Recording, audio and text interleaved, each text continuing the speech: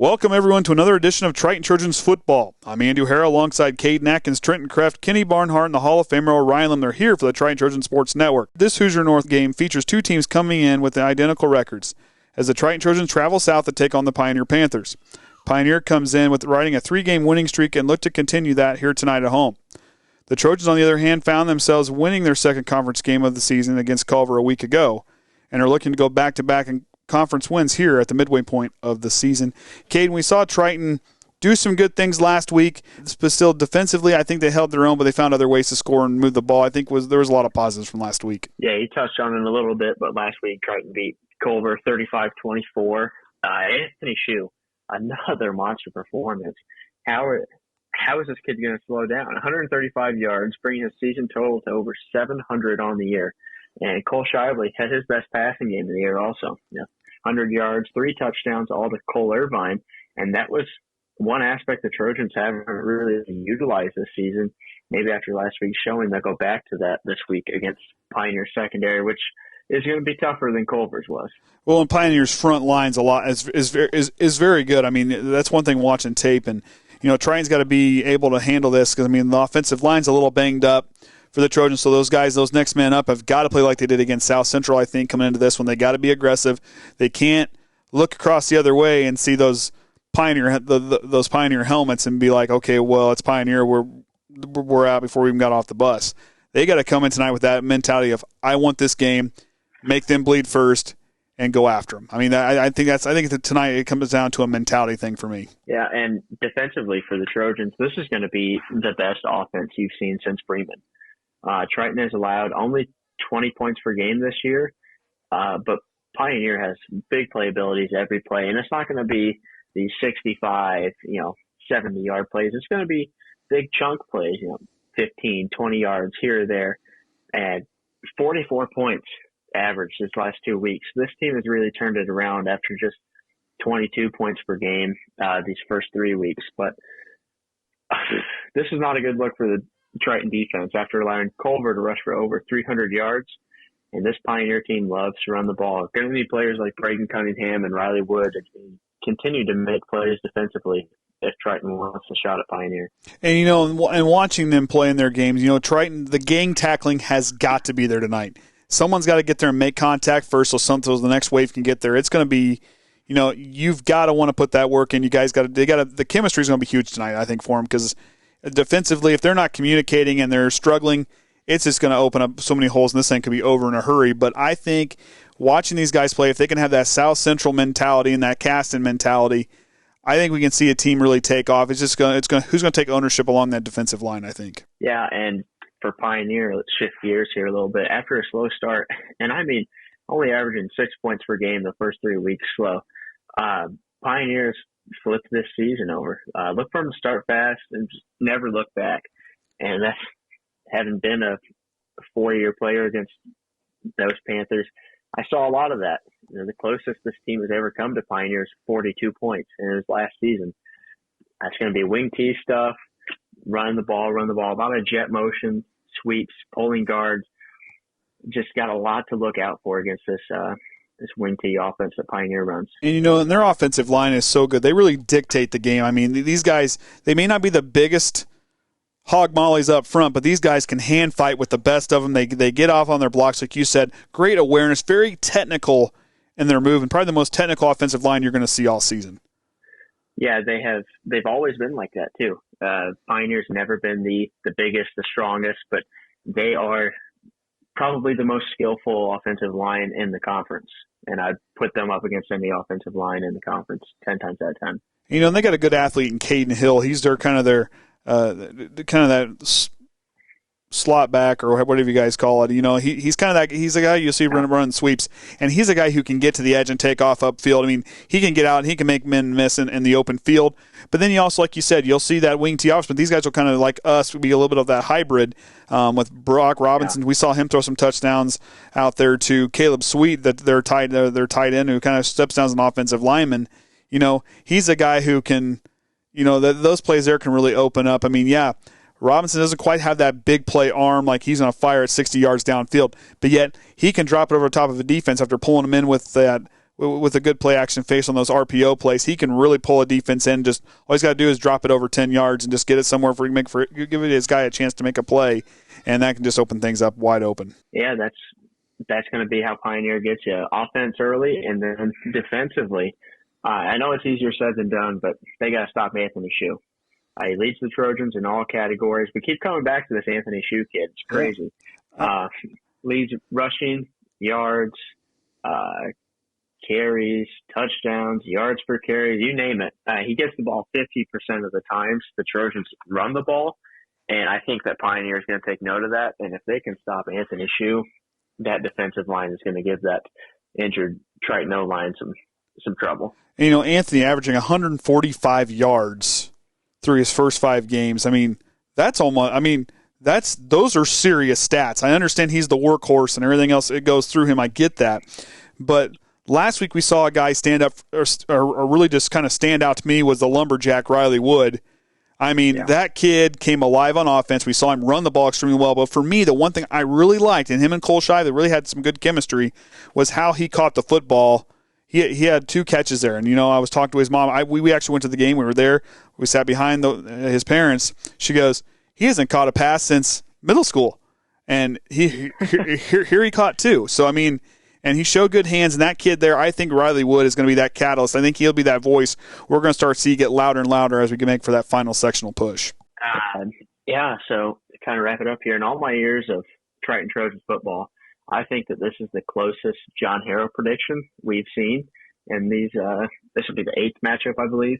Yep. It comes in Pioneer 11-point favorites, 28-17. If the Trojans want a shot at this game, they can't turn the ball over. 11 turnovers this year through 5 games. That's way too many. You cannot win games if you're just handing your opponent easy touchdowns, and that's what the Trojans have done this year. The majority of their turnovers have led to opponent points. And, for Pioneer on the other side, do what you do best. Start fast, never look back, and maybe you can blow that spread right out of the water. So we'll see what happens here as both teams get set to square off. The Trojans have their work cut out for them as the Panthers look to defend the pick. And we'll have that action for you here next, right here on the Triton Trojans Sports Network. All right, welcome everyone as we get things underway here from the pit here at Pioneer High School. You heard the pregame with Kaden. Trenton, you played in these games here against Pioneer. This is going to be a tough one. This is, a Pioneer team that record-wise is better than what their record suggests. This is a team that's very well coached, very well, as far as fundamentally sound as you could get. Triton's going to have their hands full tonight. I think tonight you still got to come out and play hard, even from the get-go. Absolutely. The offense has to be ready to play straight off for the whole game, for 4 quarters, not give up at halftime no matter the score, and try to force turnovers on defense the best you can, and offensively get Anthony Shue the ball and get him some good blocking up front and give Shively some time when he's passing. This is a team, we watched them obviously play Culver last week. You and I were there live for that game watching. These guys found a way, but you can't allow the yards on ground like they did. And a thing for me that was kind of a thing that they need to watch is those penalties. I think that penalties are what's going to hurt them. I think they need to be disciplined tonight. 7 penalties last week. Mm-hmm. You got to be more disciplined coming into this one because you can't really have that against a Pioneer team. You want to play as close as perfect as you can. You're not going to play perfect, but you got to play as close there, minimize those mistakes, and really give yourself a chance. Pioneer, we did see them. They played against LaVille. Mm-hmm. It was a tight game there. They only allowed 7 points. Guess what? We only allowed 7 points in our game against LaVille too. Yeah. Tonight I think this defense is capable. Offense has got to get that defense some breaks tonight. Yep, and good to see Shively throwing the ball good last week, threw 3 touchdowns, and all to Cole Irvine. Good to see Cole Irvine starting to come alive here. And once again, Anthony Shue, as Kaden was saying on pregame, another big game from him. The offense is starting to look good here. And if I'm Coach Eunice, I'm thinking, man, we got a shot to knock off Pioneer for the first time. Yeah, ever. First time the Triton has ever beat Pioneer. Yeah, you're down an offensive lineman in Cam Shively. That's going to be a big hit. But we saw if this team can step up the way they did against South Central the line, I think these guys are going to put themselves at a shot. You may play them 99 times out of 100 and they may win, but there's always that one chance. Tonight these guys, if they can make this an ugly game and make it scrappy, Triton's definitely got a shot. Yep, if we play exactly like how we played against LaVille, keeping it a low-scoring game and not too much action, I think we can have a shot to knock off these Panthers tonight. And we saw, like I said, there's different looks these guys can go with, and yeah, Pioneer has that speed. Their offensive line and defensive line, they're about as technical, and they play that. It don't matter how big you are. Mm-hmm. Those guys are athletic. They hand fight with the best of them. These guys are going to be a lot of fun to watch. But for Triton, Pioneer is also a class organization. You know, this is a guy. Yeah, if they do up there, they're not going to sit there and rub it in your face. This is a group that, you know, they play the class just like these guys here. This group, our Trojans, have really learned how to play the class this season, I think. And I think for them getting to play against one another, I think it's going to be huge going into today. I mean, Triton, you know, this is kind of that game to kind of wake you up because you're going to be playing Judson in your last home game. This, you know, you've got to want to come out and play good. I mean, Triton's going to start off kicking it. But, I mean, these guys here, you know, they got a shot. I mean, but this Triton team has a lot of potential. They just got to have faith in that potential, and it'll take them to the next level for me. And you can't be fumbling the ball like we did a couple of weeks ago. You can't be turning the ball over. You can't give Pioneer more opportunities when what they're going to get already possessing the ball to start with here. So here we go. Cole Shively getting ready to kick it away. Back deep to return will be Brock Robinson. Got two other guys split to his either side of him. It's going to be Logan Smith and Bo Mersch on either side. Is Shively kicking the ball extremely well this season. 5 touchbacks coming into this game. The wind is to his back, coming out of the south-southwest, about 8 mile an hour. Got some gusts about 14 mile an hour. I looked on. I was about to say, you just know that off the top of your head. I do. I'm just that good. So Shively sends it away. It's a high kick. It's going to be short. There's a little bit. Robinson's going to take it inside his own 10-yard line. He'll take off, cuts upfield. Really taking off. He's got blockers out in front. Robinson taking off. He's still on his feet. He's got a blocker. He's got space, and I don't think Javen May's going to get to him, and Pioneer's going to strike here on the opening kickoff. Yep, and you don't like to see that, obviously, at the beginning of the game, but can't be getting your heads down early. Cannot let Pioneer be getting in your heads because it's going to be a long game if you let that happen. So we got to come back on offense, play like we did much against Culver last week, slowly drive the ball, and put another 6 back on the board here. Don't even say it, Orion. You're buying supper. Yeah, I hear you. I hear you. You know, those props to Pioneer. Good downfield blocking. Really. Yeah. I mean, you watch Brooke Robinson take off. I mean, you saw the turf flying when he was taking off. So the dude was digging in hard, but yet the blocking up front really set it up well. Triton couldn't even penetrate those blockers at all. Yep, great blocking up front, and Robinson obviously just a little too fast for us on the outside there. So Anthony Shue's going to check in as Pioneer, not normally accustomed to kicking the extra points. Going to go for 2 here. Robinson out of the shotgun. Up over his head. Here comes Shue, and he'll just fall on it. And that'll be our opening score, 6-0. Pioneers out in front to get things started. And after they run that big touchdown back, everyone's probably thinking it's the old Pioneer team, and then they do something like that. This isn't quite the same amount of talent, I would say. They're still a very good bunch of kids, but if there's any time to knock Pioneer off, it'd be this year. And you know it, and that's what Triton's. I mean, they just got to go back out. Short-term memory. You're not out of it yet. Yep. Yeah, you're a handful of seconds into the game, you know, but yet we've watched these. You and I watch these guys on tape. I mean, this is a team. Yeah, they are a good team, but yet they don't look unstoppable. Like they don't look unstoppable. I mean, but like Kaden and I talked too. I mean, these guys what they're going to do well is they're going to get those 14, 15 yards. They're going to move the chains, which we saw that last week against Culver. Triton has just got to make those stops when they get a chance on defense, but obviously got to cover those kicks a lot better. And on offense here, you got to just get the ball, relax, don't get too anxious, and just keep moving those chain markers. Don't turn the ball over. Keep moving those chain markers all the way down the field. So we're actually outside tonight in the away bleachers. At least our fans are surrounding us. We got a little bit of space up here, though. The wind's kind of blowing the mic, so you might hear that just a little bit. We're going to try this on Twitter, but it will be updated, but it will be uploaded later. Is this the first time we've done it from the away stands for football? I think so. Nope. Bremen last year. I knew there was one. So back now to kick it is going to be Oscar Solano with Workman and Shue, but that middle ground's got to be ready to go. Got to look it in here. Solano kicks it, pushing over just a little bit. Shue's going to let it bounce, and he'll pick it up there just past the 15-yard line. He'll cut upfield. Shue working himself through and gets himself all the way up. Good starting field position. Can't quite read the numbers, but I think that's about the 30-yard line. What you're going to see here from Pioneer coming out on defense is what we've seen a lot of this season from multiple opponents. It's just a normal 3-4 defense. and they're going to have two outside linebackers that are rolled up that are going to look like DNs, but they're outside linebackers. And then the quarterbacks will most likely be very scrappy tonight and make very good tackles, and they gang tackle especially well. You see them on film that they don't take no for an answer. Everybody's always going for the ball. So, but these guys here, I mean, really quick swarming to the ball. We'll see what they do here. Shively now, 1st and 10 from his own 35. Will take the snap, goes outside to Shu, and Shu will cut upfield, and he'll get stopped in a hurry. Tripped up there along the line there by Owen Miller. Trips him up and waits for the other guy to get there to him. As he got 3 yards on the carry there. 2nd down coming up.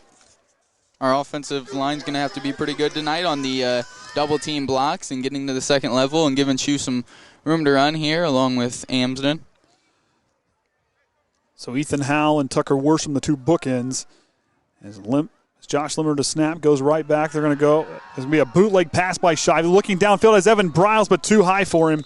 As Briles kind of had the sideline there just a little bit with Gluth kind of shadowing him there. Yeah, we don't often see Evan Briles running routes, but he's a tall wide receiver, gives Shively a big target to throw the ball up to, and he was open there, but just a little bit too far over his head there. So 3rd down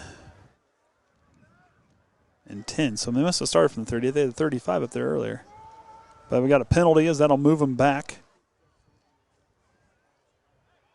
As they wipe it off, so it'll still be 2nd down for Shively and company. We do have the live score on our score stream page if you are accustomed to that. So Shively go to work out of the shotgun. Pioneer going to come walking up to it as they're going to, a nice hold there. As Riley Wood, the lumberjack, we saw him get a lot of touches on offense. I mean, when we say lumberjack, he lives up to that name. You talk about a football player that's going to come. You look at football player Riley Wood's pictures right there. A guy who's willing to do anything. He's anything he does extremely well. It's kind of like a Swiss Army knife, but yet the lumberjack running the ball extremely well there on that. He does the intangibles that you're not going to see on the paper. Picking up blocks, encouraging teammates. He's going to be a heck of a leader as he continues to grow. Pitch outside now to Shu. He's going to kick back here near side. Working himself through, running through. Tackles are going to be close, but about a yard shy of a 1st down. As that'll bring up 4th down, as Shu is just about a yard shy. But great block on the outside there by, who was it? I lost his name. Oh, Anthony. Anthony. Really? Or not Anthony. Dang, you got me worried now. I can't remember who it is. Oh, boy. Did you fall asleep on the way here or what? You were driving pretty slow. I was not. I was complaining about the people who were driving slow. Shively now under center, going to go with Kobe Sneak. He's going to punch it forward and convert the 4th down conversion. So Triton still with the ball. That's the kind of thing you want to see. They got backed up. Their 2nd down and long. The nice run by Shu, but then Cole Shively, the offensive line, really opened things up as he punched his way through. Eunice wants to let Pioneer know early that we're not going to be stopped and we're not going to be scared to go for it on 4th down. We'll take the risk, and it's just a yard there and just a good push from the offensive line up front to get that extra yard. So 1st and 10 now from their own 48. As Irvine and Snyder and Wood kind of bunched up there to the right. Goes outside to Shu. As he tries to cut upfield, that was a good job there by Logan Smith to blow past the blocker. Might have got a yard. I don't think they say he went backwards. Pioneer plays very scrappy on the outside with the cornerbacks, and I'm surprised that the tosses work so well here, as we've done it 2 or 3 times already, and we've gotten quite a few yards. So we must be blocking pretty well, because normally Pioneer's contain is absolutely pitch perfect. So Anthony Shu, the lone back in the backfield. Similar set for Cole Shively here on 2nd down. Right up to Shu. He'll rumble forward, but he's going to get picked up there early on. As in there on the tackle will be Cody LeGrand, number 55, the junior. So 3rd down and long coming up. Many of these defensive linemen that you see for Pioneer are also going to play both ways. They'll play on the offensive line as well, and they're scrappy boys, and they don't take no for an answer. They get off of blocks well on the defensive end and make tackles, and offensively, you don't want to be in front of them if they're blocking. And these guys came into growing up in the football program, saw their their predecessors go to the Lucas Oil numerous times. So these guys here know what it takes to compete. As Shively's going to get hit as he throws there. Nice hit there from Eli Miller. Had a free rush on the quarterback as Shively had to get rid of it. And I think that'll bring out the punt team, and it will. Yep, we went in the trips formation there, so less protection for Shively. Obviously, Pioneer thought we were going to throw it. Covered well and got pressure on Shively on the outside there. And you really saw Eli Miller, I mean, like you said, untouched. I mean, you didn't really have quite a lot of pressure kind of coming off the edge there, but did a real good job as far as cutting up field and seeing what he could find there. So Shively back to kick. That'll put Brian Gluth and Kaden Hill back deep to return. Now Shively's got the wind to his back. He's got a leg, so if he gets enough time to get one out, he could really pin Pioneer back, but got to cover well here. Shively sends a line drive kick to the far sideline, and Still's going to let it take a bounce. He'll take it off the one hop. Dante Workman with a nice cover. Dante Workman brings him down. But I think Riley Wood jumped on him there. And Riley Wood come in and finished him off. I mean, very, very good there.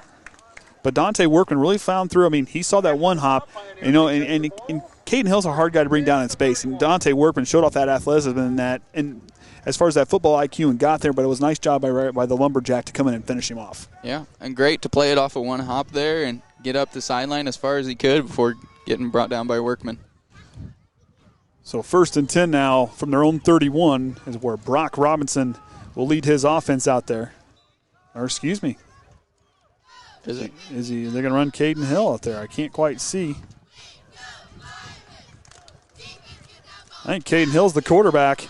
They moved him from the slot back now to back to quarterback, and he'll hand it off there to Logan Smith.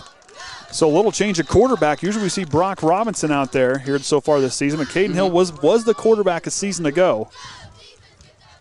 The last time we faced him. Pioneer's offense is going to run a double wing formation, and their line will look stacked. So they'll have the normal line and then 2 tight ends on each side and 2 wing backs. They've been running it for years and hasn't failed them yet as they've gone to state multiple times. Go with what works. I mean, go with what you know.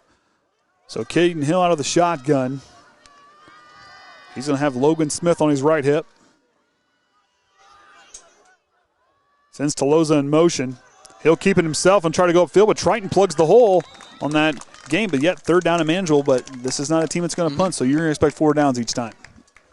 Yeah, but Triton's been really flowing and filling the gaps well. The inside linebackers and outsides playing contain well these first couple downs and filling up gaps pretty well. So Anthony Shue's out there in the linebacker spot, so I think they're going 3 down linemen with Trey Shue as the nose tackle and Conley and Briles on the outside. With Anthony Shue and Tyler Amston on either side. Cunningham's coming to play a little bit closer. Landon Lemler backs up to be a linebacker, or backs out there in the linebacker spot with the Lumberjack right next to him. With Snyder, Dante Workman, and Cole Shively, the other defensive back. So Triton really stacking the box. He's going to keep it, and Triton's going to stop him, and that'll force 4th down. Triton's defense this year has looked one of the best we've seen maybe in the history of the program. They've been playing so well, and nothing short there. They just filling gaps extremely well, causing piles at the beginning of the line, so there's nowhere to move. So Dylan Odom out to kick. Triton's going to quickly switch guys out as they get the punt team back. Dante Workman back to return. Being so close to Triton's end zone here, I think that it's going to force them to punt. Snap's good. He's got time. Sends a low kick. Workman's going to have to take it off 2 hops. He'll have to work outside. Might be a block in the back there. I kind of figured Javen May would have got called for a block in the back, but no call as Triton will take over. Pretty good starting field position up to their own 40-yard line. And defense played a good possession there. Now offense needs to do the same thing and march the ball down. See what happens here as D'Angelo Holland now out there on offense. So see what Cole Shively. We saw him move the ball extremely well. I still think, one thing, like I said, that kind of secret weapon, I think you need to turn the Lumberjack loose personally. I mean, he had a good game last week. I mean, last week we saw him punch it in, and we saw him run the ball well, but the 2 catches he had was impressive, and he had room to run, and he ran with authority. And he's an extremely good lead blocker for Anthony Shue. So Amsden and Irvine here split left. Shively goes the option, can keep it, but he's going to get swarmed by a whole host of Pioneers, and leading the charge is Owen Miller bringing him down. And D'Angelo Holm was split out right as another wide receiver. The defensive end, I think it's Cody, 55. Cody LaGrange played that very well. So Shively didn't know whether to pitch it to Shoe or cut it back inside. He had nowhere to go with that one. And I mean, right there, he just pulled it down. And I think smart play there by Cole. Don't try to force something. Get a hold of that ball. Just move on next play. Yep, because you don't want to turn the ball over against these Panthers. They'll make you pay for it. Live to play for another down. Exactly. Along that line is, oh, good grief. Why is my brother calling? Moron. Oh, he wants an interview on stream. He ain't getting no interview. Friday night, he knows what I'm doing. Golly. He's probably like, I don't know why he didn't pick up. Yeah. He's probably looking on YouTube for the video and doesn't know where it's at. No, Jesse's not watching. Okay. No? Much as I love my brother, sports is not his thing. Oh, boy. But, so we saw the time out there. But, but what we saw last week, Triton's really starting to get things figured out. Yeah, Bremen kind of got wide-eyed in that one. That one was tough. Mm-hmm. LaVille had that game. Turnovers costing that game against LaVille, or Triton be coming in perfect in the Hoosier North. So, I mean, these guys here have that potential to play hard. And when, like we said, it's about 4:10 left here in the first quarter. Pioneer leads 6-0, but yet these guys don't count them out just yet. So 2nd down and 10 for Cole Shively as he has Anthony Shue on his left hip. Irvine split out right with Holland there in the slot. And Tyler Ramsden out here near side. Going to go with Shue to the right side. He's going to cut a field. He's got some blockers. We got a flag over there on the far side of the field. This one might be coming back as it was thrown in the backfield. Might have holding. As given Shively's reaction, that's what it is. So the second Triton penalty of the ball game. I'm guessing it was Ethan Howell on that side over there playing tackle, trying not to let the DN quite get to him. In these tackles we're seeing there with him and Tucker Worsham, those two guys played extremely well as those two bookends. We saw them against South Central. They really kind of had themselves quite a game, but yet Triton has, like we said, been able to cycle through those linemen all season. I mean, they're very deep at that lineman position. Yeah. A bunch of young guys that are getting a lot of playing time, so that's going to be huge going forward in the next couple of years. Yeah, they've been filling in well for the injured players and getting blocks and getting to the second level extremely well. Shively goes back to work out of the shotgun. Anthony Shue on his left hip. 2 wide receivers split here to the near side. Shively goes back through. Here comes the pressure. Going to have to throw a fastball to Irvine, but too hot, but too tall. And 3rd down coming up. Some pressure through the middle there. Shively didn't have much time to throw the ball and just soared that one over Irvine's head. That one kind of got a little. I mean, he had it right on the money, just a little too high on that one. Because Irvine would have had a chance to catch that one. It would have made more about 3rd down and 10 if he would have stopped there on the sideline. If that went under your back, and that pressure by Pioneer. I mean, they blew right through the line. Yeah. So, I mean, they're good at what they do. The line's going to have to play tough. And these linebackers will be sent on blitzes occasionally and fill up gaps and get pressure on the quarterback that way as well. Shively now. Sends Ames into motion. Fakes to him. He's going to work right, but he's going to get swarmed and hurry. Solano in there on the tackle. And Solano is probably, I would say, their best defensive lineman and offensive lineman in that term. He's very physical, and people don't really want to block him just because of how nasty he is on the football field. So Triton goes 3 and out there on that run, on that little series there. As also in there on the tackle would have been Logan Smith, the linebacker. Very athletic, but like you said, that Oscar Solano does a great job from his lineman spot. He's very physical, and he's a guy I circled when we were watching tape. I mean, he's a plus player in my book. If he was a little bigger, I'd compare him to Quentin Nelson almost. Pretty close. Because he's got that nasty, he wants to put you in the ground every play kind of manner. Shively with a nice booming kick. As Kaden Hill forced him to call the fair catch, as Dante Workman and Cole Irvine covered that kick extremely well, but Shively putting a lot of air underneath that one. Yep, give your gunners time to get back to the punt returners and not let them have a chance to return that. So Triton stood tall last time on defense. Going to look to do that here as the Panthers now will set up 1st and 10 from their own 41-yard line. And I think I kind of like this 3-down lineman maybe a little better here against Pioneer. because it gives the linebackers room to see where the ball's going a little better because it's not so clogged in there, and kind of floated the ball and make tackles. Let's see if that can continue. Get to that in a moment. Tolosa gets to the outside, but nice job. Amson brings him down from behind. Tyler Amson, big play there. Because Tolosa had the corner, and if Tyler Amson wouldn't have got that speed and got there, Tolosa would at least had close to a first down. And I think he's the opposite side outside linebacker to come all the way across to make that tackle is a long way to go. Impressive.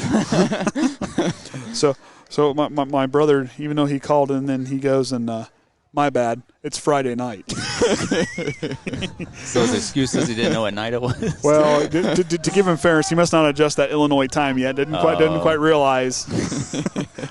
To be fair, he would have called enough time. As Merce, the man in motion, as Hill's going to roll left, gets tripped up a little bit, but Trenton Conley leading the charge to bring him down. Amson was in there early, tried to trip him up, forced him back inside, and then, with a trio of Trojans in there with Cunningham, the team's leading tackler, along with the running back, the lumberjack coming in right behind him. Cunningham, the way that he's developed this year, you've seen him grow. You really have. You've seen him start to play downhill for the runs and start to make tackles solid and a lot. He's the team leader in assisted tackles, so he's a guy that's getting there 52 tackles on the year for Cunningham, and the man right behind him is Riley the lumberjack Wood. 41 total tackles for that young man. Hill sends a man in motion. Is Tolosa. He'll roll right, looking to pass. Trying to go to him. Too tall for Tolosa, and that'll bring up fourth down. And Pioneer really only plays about 3 to 4 deadly plays, and that's one of them right there, because they'll play sweep, sweep, sweep, sweep, and then they'll give you a little dump pass when you think it's another sweep. So that'll send back a second punt now for Dylan Odom. Had a line drive kick. Workman covered it well and got a nice return. See what they do here.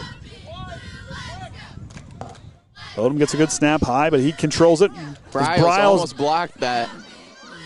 To just about get tied up, but Workman takes it off the one hop, takes off. Nice job there by Merce to cover it, as he doesn't let Workman get too much room. We've seen Bryles block one of those before. He came very close again. He was close as the coach there calling for running into the kicker. I mean, that's kind of where I thought it was going to be too, as they were trying to get an explanation over there. I think maybe if the punter would have sold it and fell on the ground. I think if he would have fell, I think it would have sold it just a little bit more. I think it would have been automatic first there. I don't know, boss. I do like the press box. You know how you don't have quite the wind to deal with. I'm going to have to put a sweatshirt on here in a minute.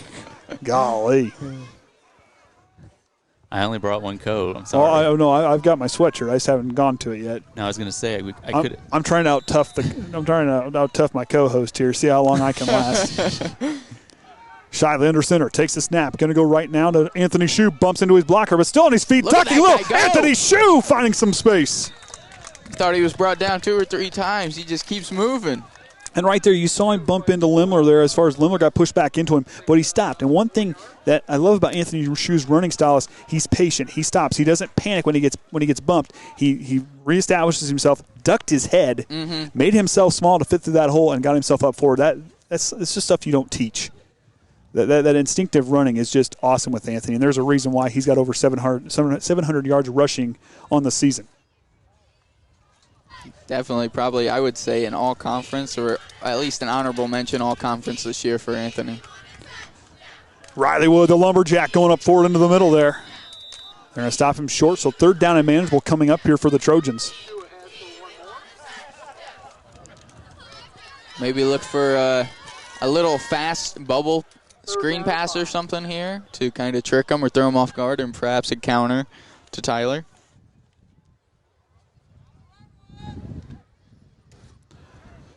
So Shively now going to work. Final chat with Lemler as he gets ready to snap it. Third down and 5 as time's running out here in the first with 13 seconds to go. I got to get used to not having a clock. Shively now back under center, sends Amson in motion.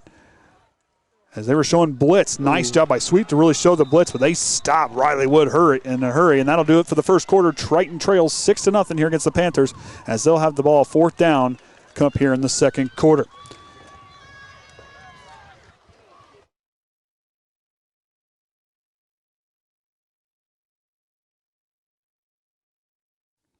Attention Triton Trojan fans, it's time for the Triton Football Fundraiser. Money goes towards the Triton football team to help fund team dinners, uniforms, and much more. Raffle tickets are on sale here in the month of September. They are $5 each or $20 for 5 tickets. Find a player or manager to have a chance at these great prizes, as winners will be announced on senior night at the October 1st home game. Prizes to include a $100 gift card from Cornerstone at Cedar from Jim and Misha Conley, a $200 gift card from Ruoff Mortgage Senior Loan Officer Whitney Swanson, 2 $75 meat packages from Shively Freezer Beef, Tim and Lori Shively. Happy cows taste better. $25 gift card from Robin's Nest. She will also be donating a plaque to the football player and manager who sells the most tickets. Thank you, Robin. A $25 gift card from The Standard, 2 packages from Subway and Bourbon Street Pizza, a Riker and Net package, a $50 gift card from Journey's Inn from Natalie Brookins and Mike Kuntz, a $50 gift certificate from Arbonne from Kelly Westaver, and 4 2-hour shifts from the football players. If you need your garage cleaned, yard work, etc., we see these guys showcase on how hard they work on Friday nights. This is your chance to win them to be your helpers for a 2-hour shift. Thank you again to all those who donated and your continued support of Triton Trojans football. Shively with a nice kick high, and it goes over here on the near side, and it'll bounce just past the 35, about the 33-yard lines where it crossed. At least from here, and that's where they'll mark them back to the 31. Pressure so that's coming to him there. Logan Smith off the edge almost blocked that one. You know, thinking about the fundraiser, I may have to put – I'm going to have to buy some tickets. I might have to get a chance a couple of them football players to carry some furniture because the O'Haras are moving west. They are indeed. Yeah, we are indeed. The O'Haras are coming to Bourbon. We're working on it. Anyhow, still a process, but we're getting there. We're getting there. It's a process. Yeah. So Aiden Lowe looks to be out there to be in the center spot there. To his left is Owen Miller in that guard spot, as they're going to put on the outside Brenton Gomer here on the near side tackle. As well over there on the far side, Eli Miller, who just pulled, and Solano has nice job by trying to punch through them. Initial on the contact there was the lumberjack. Yeah. Found his way, busted through the tall trees that was the Pioneer offensive line, and got in and made the first hit. Obviously a broken play there from Pioneer. Just a low snap, rolled on the ground. Good instincts by Logan Smith to just pick that up and start running with it. So Riley Wood getting some quick attention. I thought he had a bloody nose or something. Coach Whitaker takes a quick look at him. I'm not sure what quite happened there, but he's out for a play. As Hill now back to quarterback. Since Tolosa in motion, takes the snap. Goes right up there, and I'm in on the tackle there. It's Kendrick Jones. You can see that Pioneer's offensive line is really getting up the field well, but they're having a hard time finding somebody to block. And you can tell that these linebackers, Riley Wood and Cunningham, are starting to get through and make tackles. Did you catch that? There's a Ford in the parking lot that's got lights on it. It's white. No, mine shut off automatically. They said car and not van, so I'm. No, mine shut off automatically. Well, that was a concern when I bought it, but yeah, don't worry there. And plus, I drove up here with my lights off because it was daytime out, so we're good. Hill goes with the reverse back on the misdirection to Tolosa, who's got space. Amari Snyder brings him down and stops the big play as Pioneer converts on third down there. And that's what Pioneer does. They give it to their athletes, get to the outside, give them space to run. Good cut back inside. Very solid cut to get upfield, and gets it all the way to the safety level before he's brought down, moving the chains. And they ran that misdirection so well. I mean, he did a good job. They pulled everybody here to the near side, but then you saw Tolosa, Logan Smith get out, and he got a good run right there.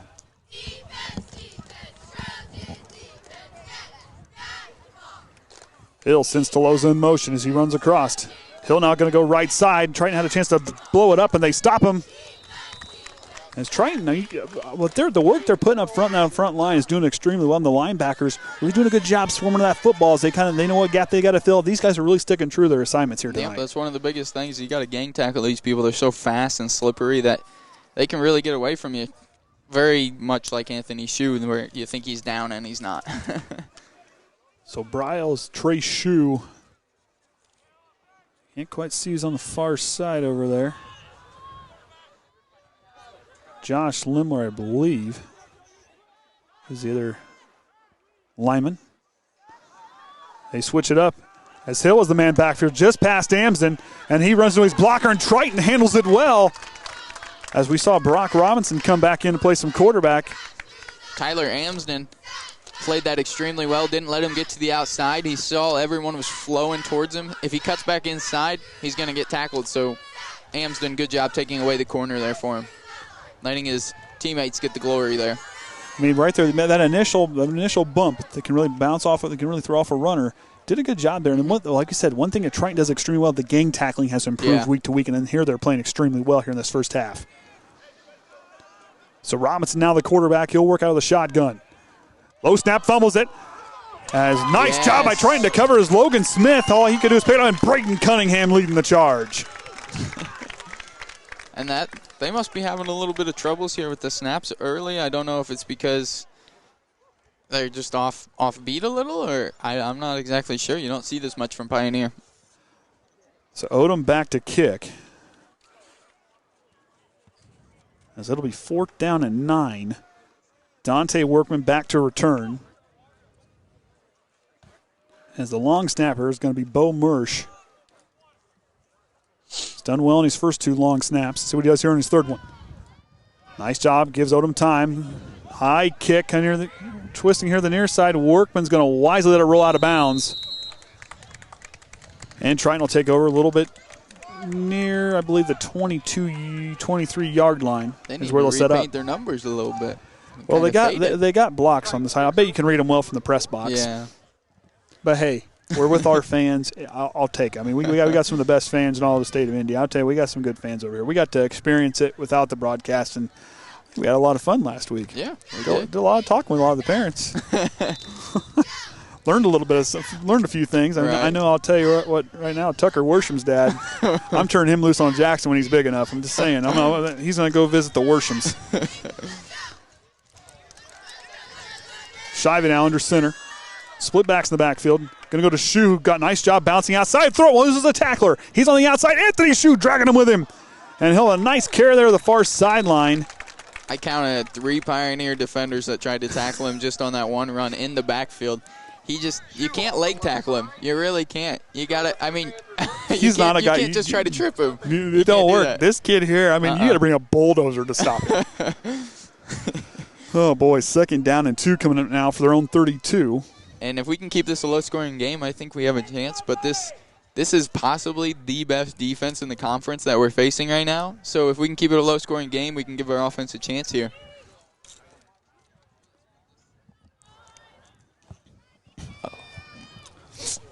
Goes up to Riley Wood, and he'll get stopped there. As Pioneer, nice pressure there coming from Caleb Sweet. As him and Derek LeGrand get through to knock down Riley Wood. Good penetration. Offensive line's got to hold their own now with 3rd down and short coming up with 7 minutes to go here in the opening half. We're still a 1-score ball game. Mm-hmm. This offensive line has got to get to the second level, and not just get to the second level, but make blocks. Make blocks. Get your hands on them at least. Don't hold, but get your hands on them. The Pioneer doing a real good job getting penetration against that Trojan offensive line, but Triton's got to kind of pony up here. Shiving out third and short, trying to go to Shu again, but he's not going to quite get where he needs to, and he'll be about a yard shy. He's trying now on 4th down. Trying to go to the power to the outside there and just Pioneer read it like a book, flowing extremely well with the linebackers. He's saying 4th and 1. Haven't changed it on the scoreboard yet. So 4th and 2, I guess. At least according to the scoreboard. And Eunice, once again, looks like he's keeping his offense on the field here. I think this is an okay spot to gamble. I mean, 6:05 to go here. You know, your defense is held well. You're showing faith in your offense right here. If Triton can convert it. And they're going to get Adam Barry. I believe he's going to, Triton's going to take a timeout. So, not too bad. I mean, it's starting to die off, but you getting cold yet? Because you don't look phased yet.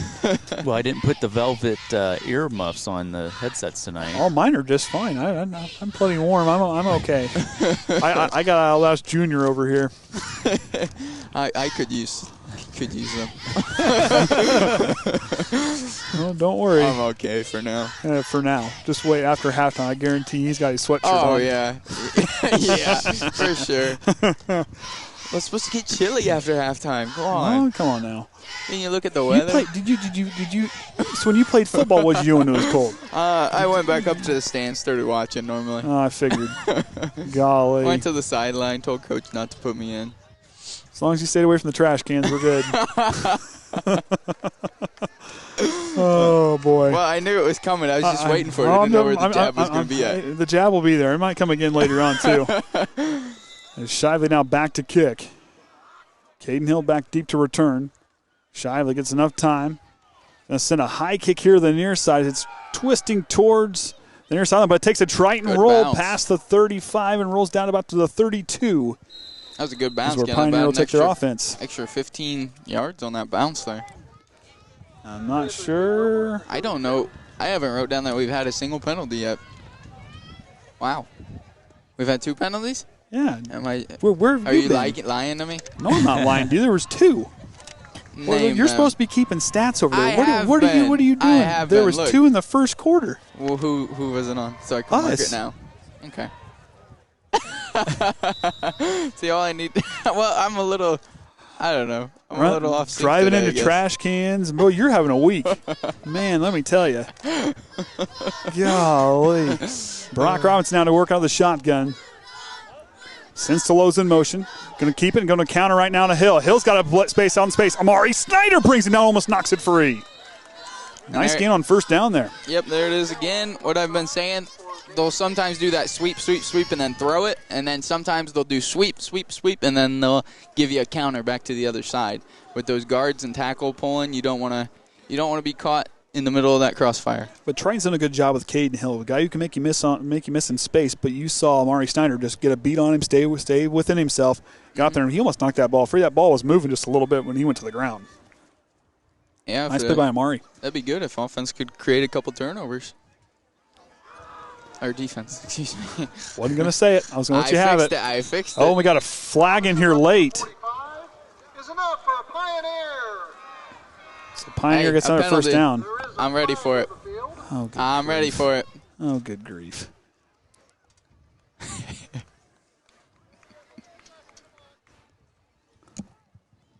I don't know what he's motioning. They're going to say illegal block in the back on the Panthers. That'll be their first penalty of the game, and that'll move them back. He's really keeping his hands low when he motions. Well, we can hear him down here. Don't worry, I better mark this down because we don't want you trying to doing Andy math now. Hey, I've been doing. So this is what Kaden felt like last year. This is what Kaden felt like last year. Golly. Hey, I've been doing better. It's coming back to haunt me, boss. I've been doing a little better. Hey, the first 2 weeks I didn't keep any of this stuff. Actually, more like first 3 weeks. Oh, my goodness. We got a few listeners. I got a few. About 10. Hey, we'll take what we can. Appreciate everybody being patient with us. Like we said, this will be uploaded later as Robinson works right, looking downfield to throw. Too high for Hill, and third down coming up. Well, my dad normally listens, but he said he's a little too old-fashioned to know how to get onto Twitter. All you have to do. All you got to do. Hey, no. You cannot convince my dad. No, I'm serious. He doesn't know how to use that technology stuff unless somebody does exactly everything for him. He won't even get on Google and type anything in. You can text. He says he can't see anything. You can text him the link, and he'll just tap on it, and it'll work. You realize you work for him, right? Yeah. This is how I feel every day, though. So next week, Trent's not paying for his lunch. I'll tell you that. I'm just saying, Trent's gonna be hurting for food next week. Toloza in motion, low snap up off the ground. So Robinson's got to take, and here comes the pressure. Leading the charge, we got Cunningham again. And another low snap. That's the third low snap for him. And Triton forcing another fourth down and another punt coming up here. What are you laughing about? I thought you were about to tell me that's the fourth one. When you went like this with 4 fingers, I thought you were saying that was the fourth bad snap instead of third. No, I wasn't done yet. I was like, man. I tell you. We're gonna have to have a little heart-to-heart during halftime. I'm saying. Odom back to kick. He's had some nice kicks here so far. He has a short line drive kick. As Kaden Hill's trying to get pace, but Workman wisely sees that it was covered well and lets him come down and get it. So 4 minutes and 8 seconds. He's young workman, but he's been playing these punts pretty well. He'll take them off a 1-hop or 2-hop, but he understands when not to pick them up in these last 2 scenarios. Very coachable player, but his IQ and his just ability to, as a freshman, just that mentality and how he plays with it. I mean, this kid does a great job. Mm-hmm. I mean, Dante's going to be a special player, and he's only a freshman. Imagine what this kid's going to be like when he's a senior. Yeah. Well, you were right about one thing. This does feel like the LaVille game, despite the opening kickoff return for a touchdown. But I'm just saying. Hey, you take that away. Yeah, you take that away. It's 0-0 here, boys. Shively now. Going to power it here to the near side to Shu, and Shu gets stopped and pushed back there. I don't often say that about Trey Shu, huh? Not very often. There's a whole host of Panthers in on that one. Getting picked up there was LeGrand, and also there right with him was Eli Miller, number 57. Of course, you also saw Logan Smith, and Pioneer gang tackles extremely well. They chose to go with the black jerseys and the white pants, the yellow pants here tonight with, of course, their traditional helmet, and Triton, their new away uniforms. Really clean look. Out to Snyder in the slot. He's got space. Snyder gets himself free. He's up past the first down marker and more for Amari Snyder. There you go. Right there. That was a good play right there. I mean, you saw a good job with Cole Shively being patient, not rushing the throw, and then Snyder. We saw him with those patient hands. Does a good job in those soft hands. The kid brings it in. There was games against South Central where I still don't know how he caught those passes. Yep, give your athlete room to run on the outside. Give him space, and he can make plays like that. 11 catches on the year coming into this, counting that one there for Amari Snyder. So about 3:17 to go here in the opening half. Triton driving, finding their way across into Pioneer territory now. 2 wide receiver split here to the near side. Shu goes back to Amson on the reverse. Amson cuts back upfield, still on his feet. Tyler Amson, we got a flag on the far side of the field. That'll be the 4th flag of the game, Trenton, just in case you're wanting to know. The way that these our fans are cheering, man, Pioneer does such They're going to call a legal procedure on the Trojans. Pioneer does such a good job making 5 yards feel like 50 yards. Hey, they're such a good defense that when you get 5 yards, you get excited about it because that's just how solid their defense has always been. Everything's still working? You'd probably get a call if it wasn't, but I kind of figured he's still listening. Okay. He hasn't texted me in a while. I was getting worried. Can't give an excuse he went to Dairy Queen tonight because he can take his phone with him. So, hey, Kenny can listen tonight because he can't watch. Oh, that's right. Very true. Didn't think about that one. All right, so here we go. First down and 15. Inside 3 minutes to go here. Pioneer still with that opening kickoff return for a touchdown. Is the only score so far here in this first half. But both teams, defense is playing well, but offense still, both teams are moving the chains. Shively rolls left. Here comes the pressure. As he's still getting held down and get brought down for the sack there from Derek LeGrand, the senior, the 5'7", 152-pound senior, burst through, held on to Shively for dear life. As Pioneer will take a timeout to stop the clock with just inside 2.5 to go here in the second quarter.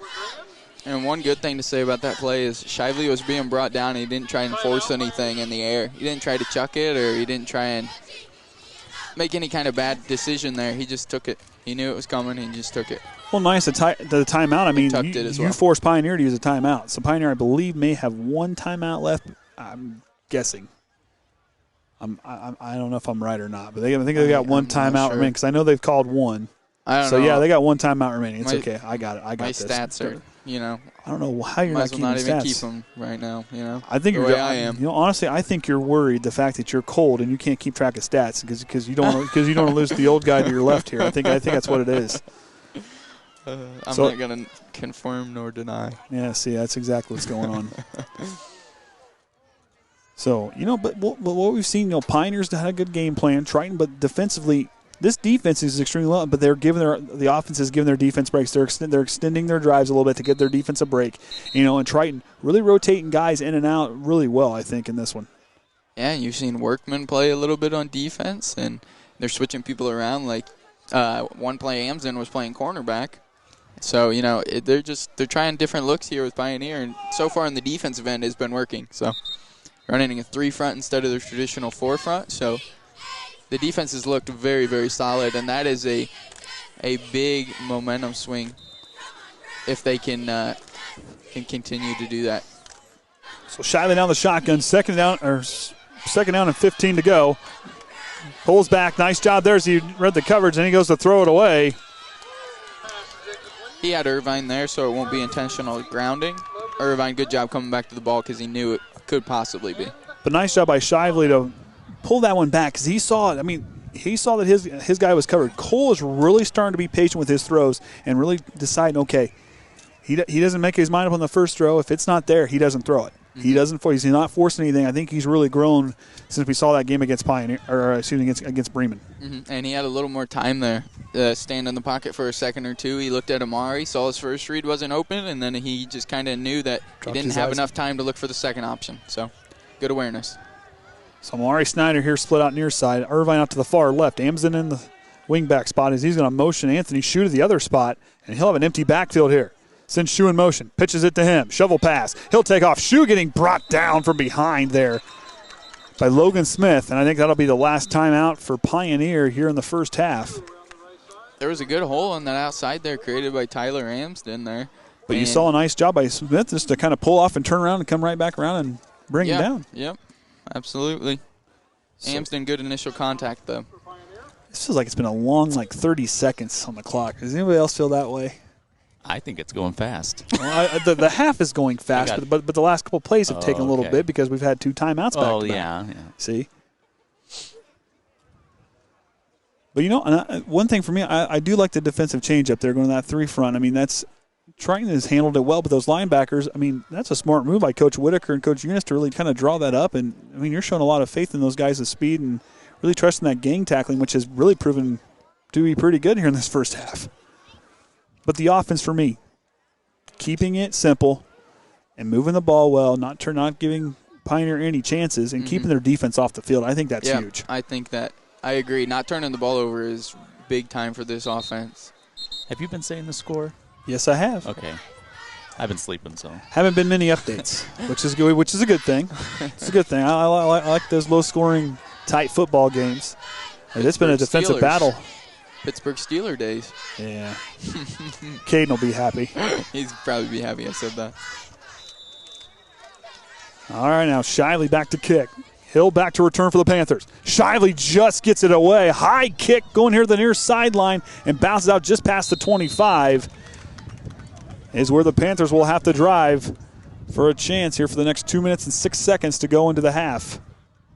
Triton will have the ball to start off the second half.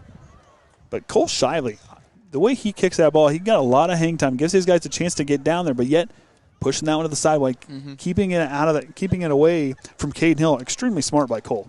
Yeah, and he got it away quick with the pressure coming at him there. The past 2 or 3 times he's gotten away extremely quick, which is good for this Triton special teams. Cole's got ice water in his veins when it comes to being patient back here to kicking, and in passing, you see him stay cool and he takes hits. And he keeps his eyes downfield. Exactly. Especially. So they're gonna shift Sweet out to the far side. Shive's going to go over and pick him up. Watch over there. As Tolosa's going to go in motion. Robinson's going to try to pull away, and he'll go back out. Robinson's got space. Shively's going to have to get onto his feet because Robinson's going to take off. Snyder stops, and Robinson with the biggest play of the game gets down further on offense for them as Shively will push him out inside 2 minutes to go.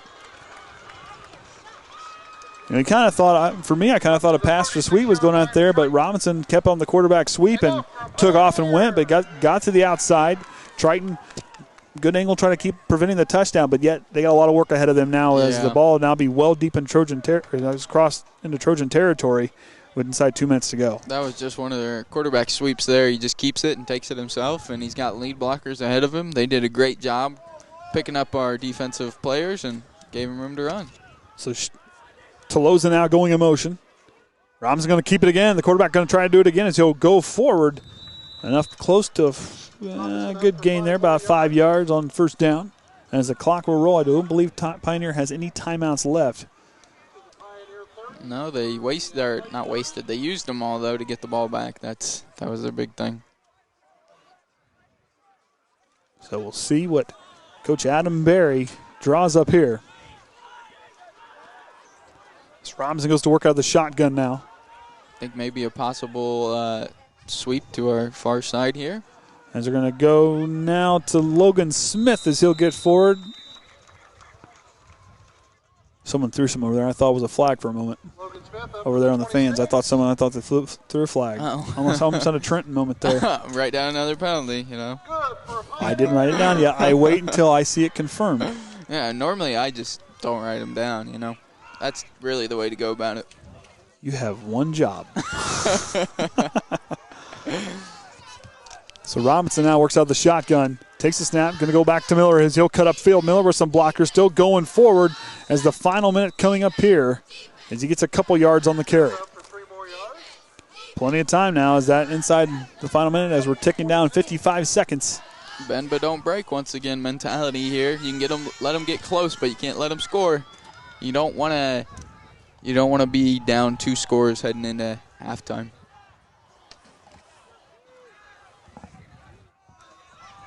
Robinson sends Tolosa in motion. He's going to go with the quarterback keeper again. Goes outside trying to get the corner. Robinson going to keep on going. He'll get out of bounds. That was big. Now with 32.9 to go. He'll have enough for a first down. As they're now inside around about to the 15-yard, about the 10-yard line. It's hard. The numbers are getting further away. And a timeout. Pioneer has gained the momentum since that quarterback sweep happened, and they're looking good here now. And with 32.9, they still got plenty of time to punch it in. Triton's defense has got to hold strong here for a chance to take it in for a one-score game going into halftime. And you don't want to, like last play, you don't want to let them get out of bounds. You don't want them to stop the clock and give them extra plays. So try to keep them in bounds, make solid tackles, and keep them from getting into the end zone as best you can. But smart time to take a timeout for the Trojans there. The clock has stopped. Mm-hmm. Regroup. Mm-hmm. What do we got to do? Okay, we've stopped them the entire first half. We got to do it. We got 32 seconds left. We got to stop them one more time. They've only allowed one big play for this whole first half, which is extremely well for this Triton defense because this Pioneer offense is so deadly with those sweeps and those quarterback sweep fake passes. So, yeah, they've done a really good job this half. Just can't let them get in. So, you're a middle linebacker back there. What are you looking for here with 32 seconds to go? What kind of things are you looking for being in that position there? Well, I'm looking for something maybe a little tricky and something that maybe they'll stop the clock if it doesn't work. So maybe like a quarterback sweep and then they're going to pass it over the top of you. Or we've seen them do those tight end drag routes across the middle, possibly a shallow one into the end zone like that. Something that if it doesn't work, it'll stop the clock. Sweet now out to the right side. Clock, like we said, is stopped. 32.9 to go. Robinson goes back to work. Pioneer with no timeouts left here in the opening half. Robinson takes a snap. Kind of bobbles a little bit, but he'll run into the pile and stop. They'll have to get back up. His clock now inside 30 seconds. They have one more left? Apparently so. They gave him 5 timeouts before the game. It'd be 4. You only get 3. I was close. I wasn't quite sure how many. I thought they called 2 earlier. So there you go. You got to win, Trenton. Oh man. So coming up at halftime, we'll have some information on the football fundraiser, which this is going to be here coming into the last week as they'll announce the winners. They'll decide the winners on Thursday night, and we'll find out October 1st who all gets to win some of them nice prizes donated by several members of the Triton community. Which I may have to throw my hat into the ring to have a chance to get some football players to help carry some furniture. Yeah. I keep getting told by a couple of football moms, you see these guys play on Friday night, you know what they can do, and I may need to get some help. All my help's moving out of state, so I may need to get some help here. Well, I don't know. Jax might be able to carry those couches. It wouldn't surprise me. That kid, I don't know. That golly. So Robinson now. Look for him to power the quarterback right up the middle here, or take it up here. He has a snap. He's going to throw it right, but can't quite tell. And I think Pioneer's got a touchdown, and they do from 7 yards out. And Pioneer scores their first touchdown on offense with 23 seconds to go. As their first 2-point conversion failed, they're going to try to match it up here to take a 2-score lead into halftime. I was told about a cannon, but I don't see a cannon. I do not either. I might have to talk to my source about that.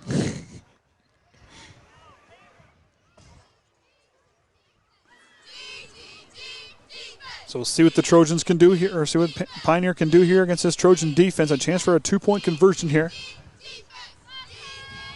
Robson takes and he'll rumble forward, and the 2-point conversion is good. Gets in. And that puts our score now to 14-0. Panthers out in front here at the pit at home, as they're looking for their third straight win, and Triton holding their own here in this first half. Yeah, Triton has, besides that one big play that happened across the field with the quarterback sweep, and they've looked pretty the good. opening kickoff, those two plays. Yep, that's what's decided the score pretty much. But, and these Trojans are playing really good. They're not panicking. They're just going back out, playing football, doing an extremely good job. These guys have done they've been outstanding here, here tonight. So 23.1 to go. Triton could make something happen on this kickoff still. You never know. You never know. 23 seconds to go, but Triton will receive the second half kickoff. But, with these guys here, you don't see a lot of deep kicks on kickoffs. They kind of go to that second level, don't quite reach the guys back deep, which Anthony Shue, when he got the kickoff earlier in the first quarter, had to take it off 2 hops to take off and go. Mm-hmm. And that's what you got to be prepared for, because, like you said, they're going to kick it shallow. If it gets back to you, you got to take it off a hop. Be confident in what decision you're going to make, because that's a lot of times when you can fumble the ball and turn it back over to the other team. So, and trust me, reading a ball bouncing off the grass is not, or off the field is not an easy thing to read. It's really not. I played outfield. I know. I missed a couple kickoffs. I fumbled a couple, I could tell you. You were that kid that tried to pick up and run with it, weren't you? No. Okay. Come on. I don't run. You so know a that. Strong kick as he'll send this one out the back of the end zone for a touchback. Had me fooled, because usually this year they kick them. They haven't quite reached past the 20-yard line. No. But, that was a great kick there by Solano for the touchback. As Triton will start off from their own 20-yard line, but 23.1 to go here in the opening half. Andy O'Hara alongside Trenton Kreft and the Hall of Famer Orion Lemler. Of course, we got tech support in Indy. Tech support in Indy, and I don't know if anybody in Bourbon's listening. The other tech support in Bourbon's listening or not. I don't think Michelle's listening either, because she's still texting me. Come on now. Well, I don't think the Twitter app shows me listeners who aren't Twitter members. So if they're listening without a Twitter account, they probably doesn't let me see that. But so Shively here looks like they're just going to kneel it and take it into halftime, and that's going to do it for the first half. Triton trails 14-0 as the Panthers leading here in the pit. We'll be back after halftime right here on the Triton Trojan Sports Network. And at the halftime.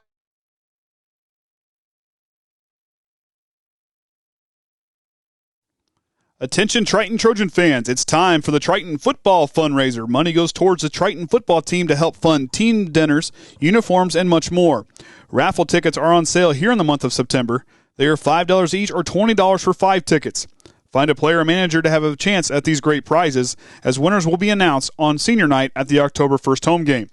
Prizes to include a $100 gift card from Cornerstone at Cedar from Jim and Misha Conley, a $200 gift card from Ruoff Mortgage Senior Loan Officer Whitney Swanson, 2 $75 meat packages from Shively Freezer Beef, Tim and Lori Shively. Happy cows taste better. $25 gift card from Robin's Nest. She will also be donating a plaque to the football player or manager who sells the most tickets. Thank you, Robin. A $25 gift card from The Standard, 2 packages from Subway and Bourbon Street Pizza, a Riker and Net package, a $50 gift card from Journey's Inn from Natalie Brookins and Mike Kuntz, a $50 gift certificate from Arbonne from Kelly Westaver, and 4 2-hour shifts from the football players.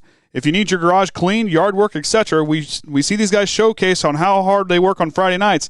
This is your chance to win them to be your helpers for a 2-hour shift. Thank you again to all those who donated and your continued support of Triton Trojans football. This broadcast on the IHSAA Champions Network is copyrighted by the Indiana High School Athletic Association and may not be rebroadcast or retransmitted without the express written consent of the Indiana High School Athletic Association. This is your IHSAA. Do you remember the high school cheer? 2, 4, 6, 8, who do we appreciate? I do. And the high school teams in our community appreciate all of you. They need to hear your voice, loud and proud, more than ever before. They need your enthusiasm. They need your attendance at their games and meets. And they need for you to follow virus protocols, get a flu shot, so that they can have a great year. Your positive, supportive voice is appreciated more than you know. I'm Chris Kaufman. And I'm Sandra Walter. We're both assistant commissioners at the IHSAA. Thank you again for your enthusiastic support of high school sports.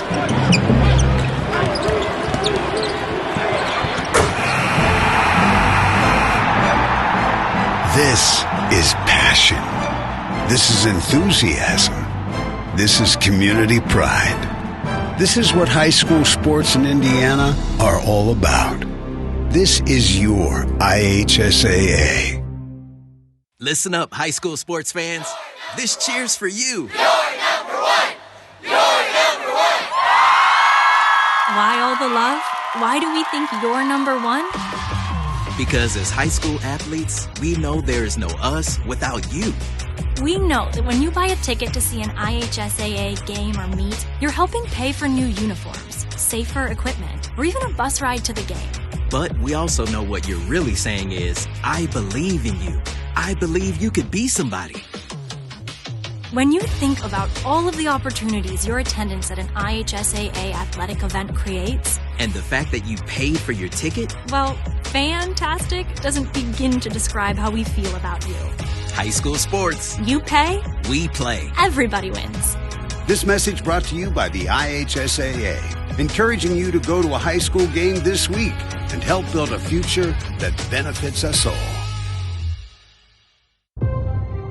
High school sports are about so much more than winning and losing. They're about persistence and perseverance, no matter how big the challenge. The high schools in our community are going through a difficult time, but our fall sports season is off to a strong start. And with your patience, flexibility, and unwavering support, we think we'll have a surprisingly good year. Most important of all, we've got to follow virus protocols and get a flu shot. So let's stay after it. Let's not give up. I'm Carrie Schludecker. And I'm Robert Falcons. We're both assistant commissioners of the Indiana High School Athletic Association. Our high school coaches and student athletes, thank you for your support.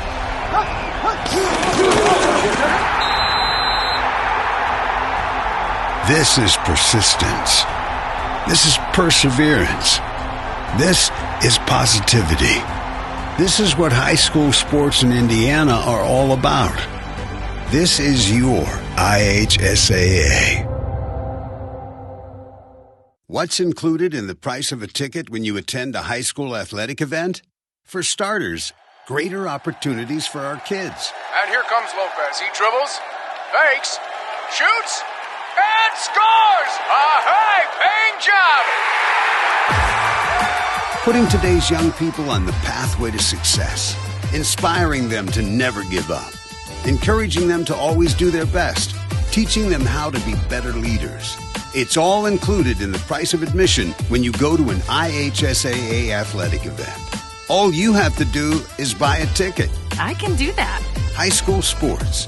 We pay, they play, everybody wins. This message brought to you by the IHSAA, encouraging you to go to a high school game this week and help build a future that benefits us all. Oh, my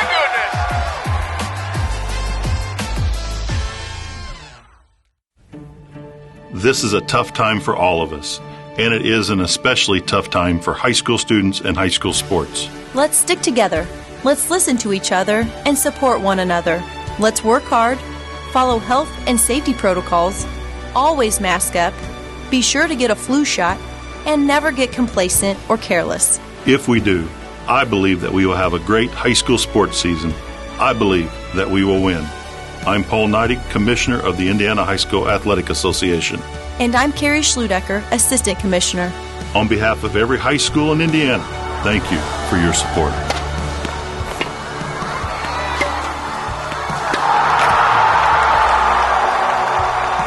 This is commitment. This is self-discipline. This is teamwork. This is what high school sports in Indiana are all about. This is your IHSAA.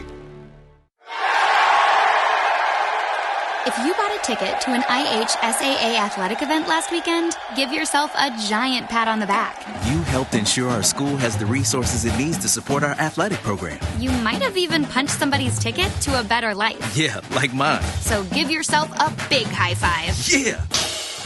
And thank you. High school sports. You pay. We play. Everybody wins. That's right. This message brought to you by the IHSAA.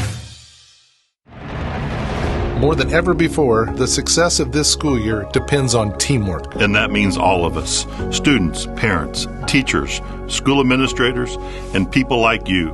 We've got to be all in, go all out, do all we can all year long to make sure high school students in our communities have a great year. And that includes following virus protocols and getting a flu shot. Let's trust each other, believe in each other, and get it done. I'm Chris Kaufman, Assistant Commissioner of the IHSAA. And I'm Commissioner Paul Neidig. Thank you for supporting the high schools in our communities.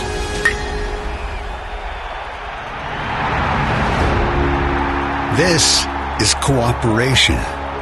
This is collaboration. This is unity. This is what high school sports in Indiana are all about. This is your IHSAA. You want to feel goosebumps? Then purchase a ticket to an athletic event at your local high school. You'll be making a lasting difference in your community. Buying a ticket to an IHSAA game or meet helps ensure your school has the funding it needs to operate. New uniforms, safer equipment, transportation. Your ticket purchase helps to pay for it all. You're also helping today's student athletes learn the life skills they need to get better jobs and become better leaders. Plus, you'll see them do some amazing things. Whoa! Did you see that? Oh, man, I think I just got goosebumps. Me too. High school sports. We pay, they play. Everybody wins. This message brought to you by the IHSAA, encouraging you to go to a high school game this week and help build a future that benefits us all. High school sports teach important life lessons, like the best offense is a good defense. If that's true, then we can win this battle against the pandemic by defending ourselves and each other from COVID-19. So let's wash our hands, always wear a mask, get a flu shot, and practice social distancing. We'll not only be protecting ourselves, we'll also be protecting our teammates and friends, our moms and dads, our grandmas and grandpas. Let's play tough defense, and we'll win this battle. I'm Sandra Walter. And I'm Robert Falkins. We're Assistant Commissioners of the Indiana High School Athletic Association. Thank you for supporting the high schools in your community.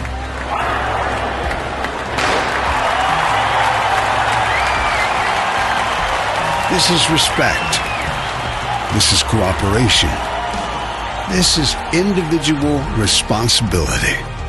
This is what high school sports in Indiana are all about. This is your IHSAA. What's included in the price of a ticket to attend an IHSAA athletic event? Harris cuts left, darts right, and goes straight to college! High school sports teach life skills that go beyond the field of play. Skills that pave the way to a better education and a more fulfilling career. It's all included in the price of admission when you attend a high school athletic event. All you have to do is buy a ticket. I can do that. This message brought to you by the IHSAA. Attention Triton Trojan fans, it's time for the Triton Football Fundraiser. Money goes towards the Triton football team to help fund team dinners, uniforms, and much more. Raffle tickets are on sale here in the month of September. They are $5 each or $20 for 5 tickets. Find a player or manager to have a chance at these great prizes, as winners will be announced on senior night at the October 1st home game. Prizes to include a $100 gift card from Cornerstone at Cedar from Jim and Misha Conley, a $200 gift card from Ruoff Mortgage Senior Loan Officer Whitney Swanson, 2 $75 meat packages from Shively Freezer Beef, Tim and Lori Shively. Happy cows taste better. $25 gift card from Robin's Nest. She will also be donating a plaque to the football player and manager who sells the most tickets. Thank you, Robin. A $25 gift card from The Standard. 2 packages from Subway and Bourbon Street Pizza. A Riker and Net package. A $50 gift card from Journey's Inn from Natalie Brookins and Mike Kuntz. A $50 gift certificate from Arbonne from Kelly Westaver. and 4 2-hour shifts from the football players. If you need your garage cleaned, yard work, etc., we see these guys showcase on how hard they work on Friday nights. This is your chance to win them to be your helpers for a 2-hour shift. Thank you again to all those who donated and your continued support of Triton Trojans football.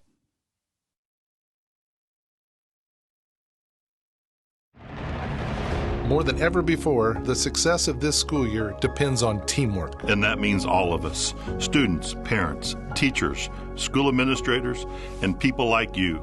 We've got to be all in, go all out, do all we can all year long to make sure high school students in our communities have a great year.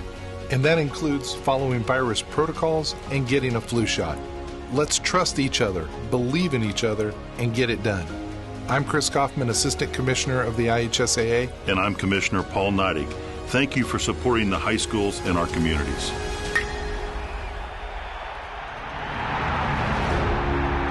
This is cooperation. This is collaboration. This is unity. This is what high school sports in Indiana are all about. This is your IHSAA.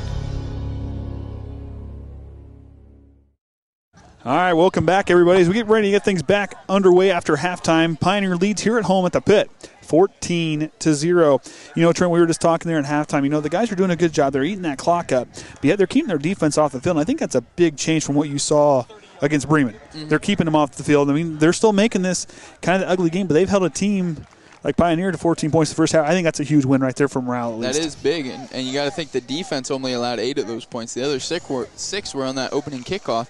So defense is playing extremely well. Offense has got to start moving the ball a little better, but playing well too, keeping their defense off it and not turning it over. And like you said, that was the opening kickoff. It took them the entire first half to get down inside 30 seconds to score that last touchdown. Yeah.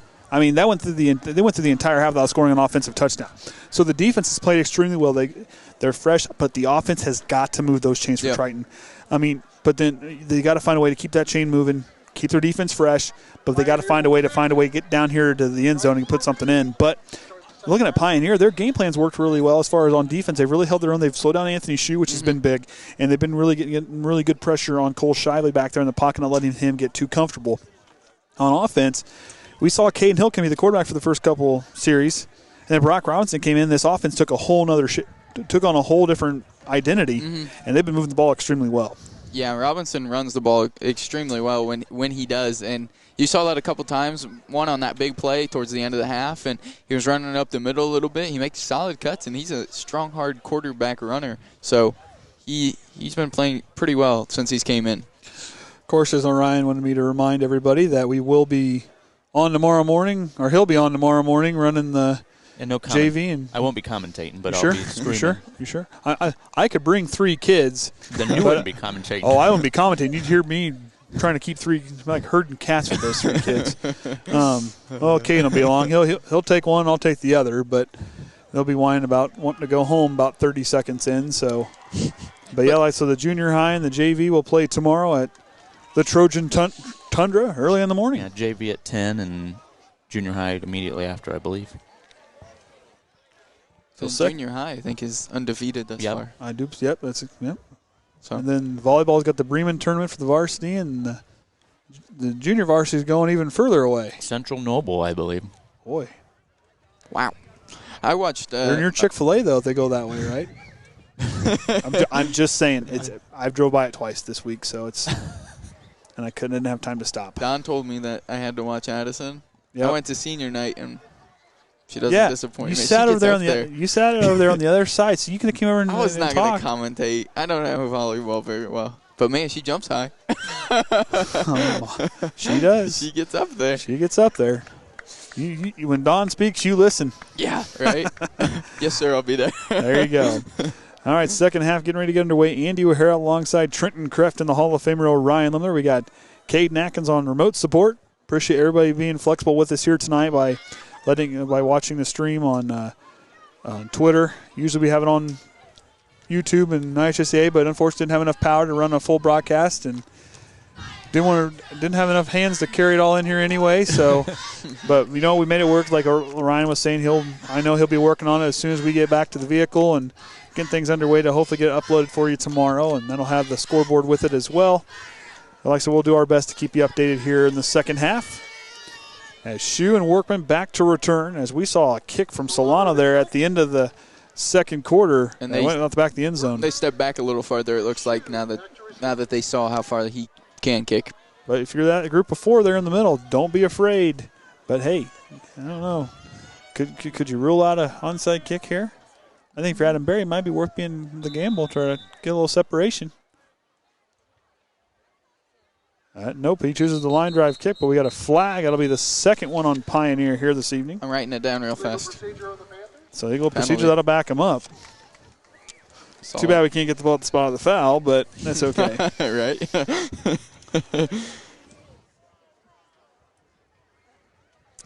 Pioneer. I don't know if you remember, but a couple years back, they onside did it right to me, and 5 people blasted me. Did you? Is that one of the times you lost the football? Yeah. Okay. Yep, I fumbled it. Okay. I had it in my hands, and then oh, man. So you're like that guy that like the water boy lit up when the ball got to him, right? Yeah. Okay. So Solano has a leg. We saw it there at the end of the second quarter. What can he do here? This one's kind of a high, kind of a lower kick as Workman's going to take it off 2 bounces. And he'll try to kick off up on the outside as Robinson there running down. Dante Workman with a nice return. And Triton will get good starting field position, but a flag on the far side of the field. Might be a hold on the Trojans.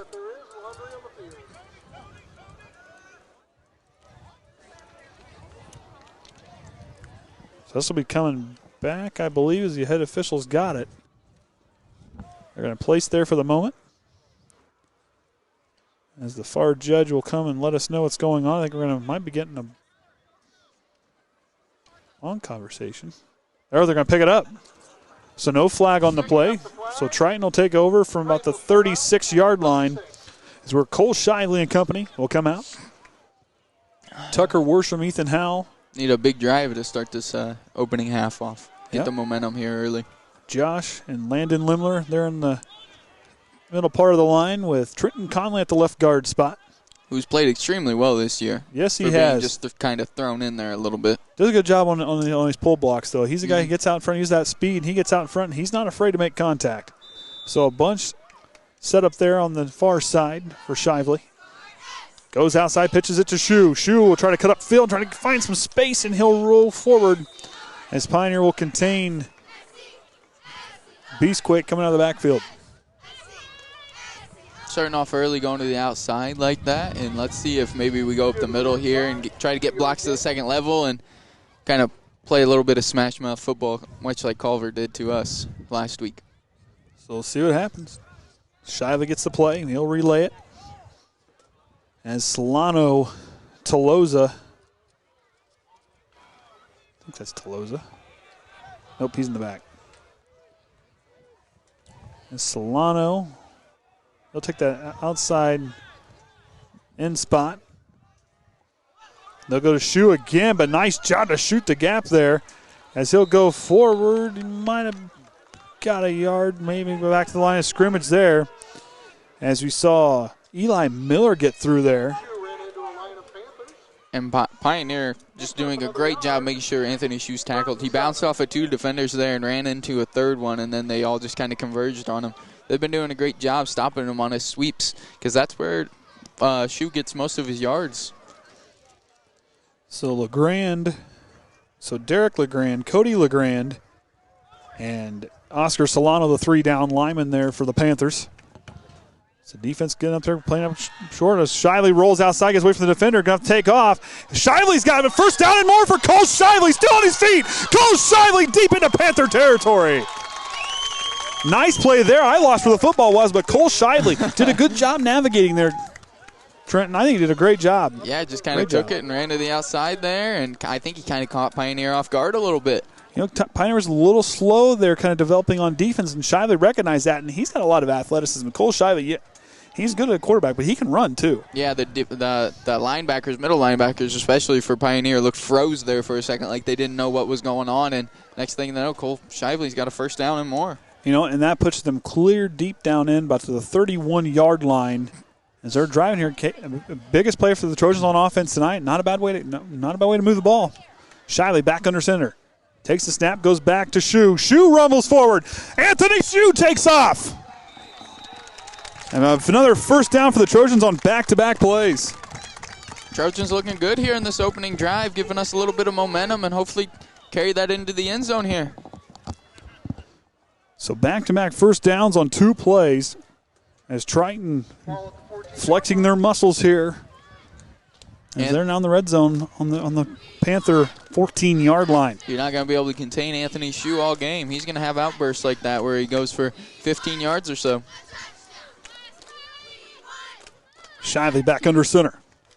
Pitches it outside to Shu. Pioneer trying to steal off the edge. Shu stiff arms and he'll fall forward.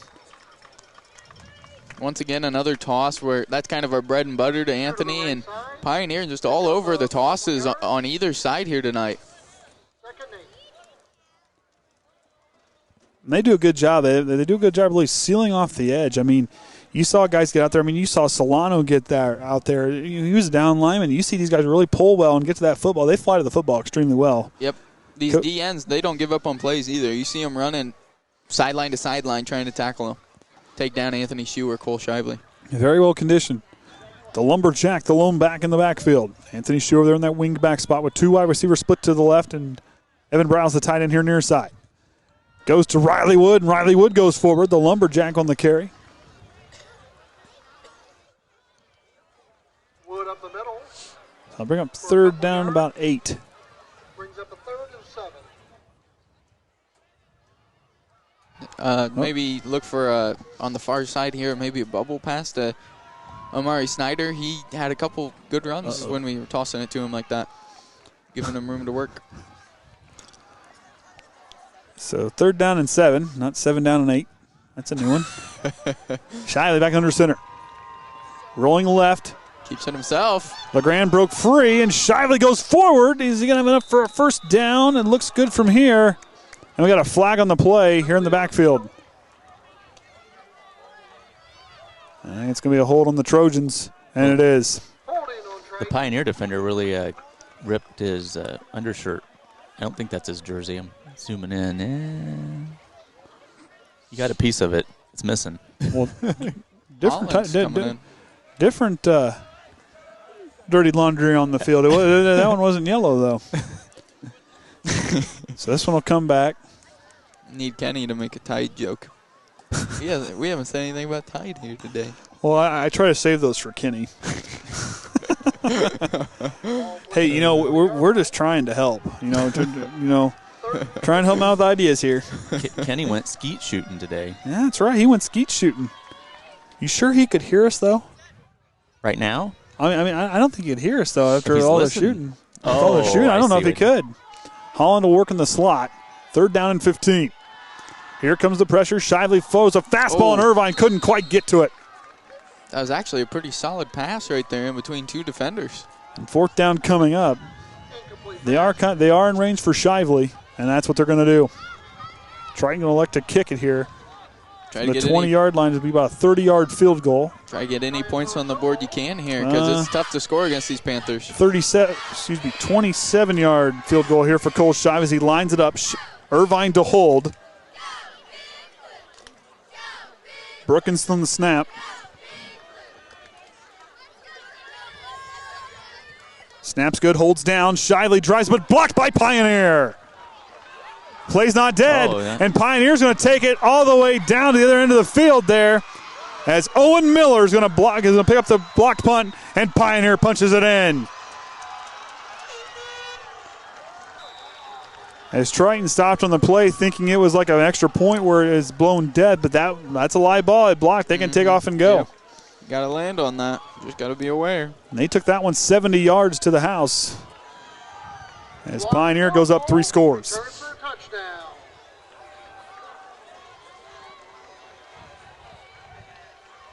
And that's tough because you had such a good drive going all the way down, had big plays, were moving the chains, and had a chance to score some points and put some points on the board, and something like that happens. And You can't hang your heads, though. You just got to keep playing. Game's not over. So 2-point conversion coming up here. Pioneer 1 for 2 on the night. It's Robinson, the quarterback, awaits the snap. He'll keep it, trying to rumble up forward, and he'll have enough for the 2-point conversion. Oh, they're going to say no good. Fell short. Looked good from here. So no good. So only 1 for 3 on the night from 2-point, and that'll put our score 20-0 with 8:07 to go here in the third quarter.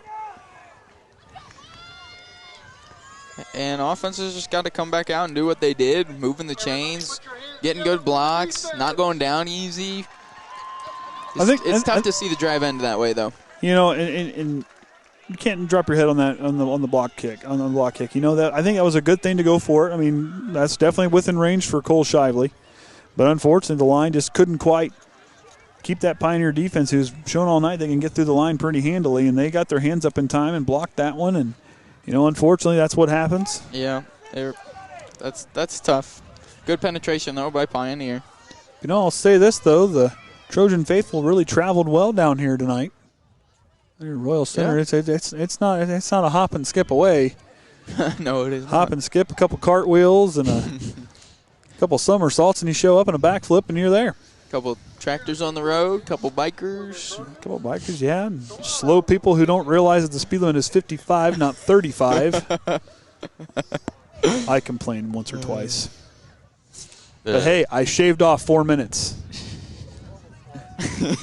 Pretty proud of that. I am proud of that. I told him I'll get us there before that time, and I shaved off 4 minutes. You did. Hey. And I got here in time, so he got a spot on the 50-yard line. See?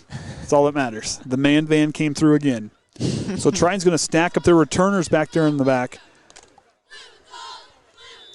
With Workman ahead of Shu, they're going to split now. Last time we tried something like this, it kind of confused the players.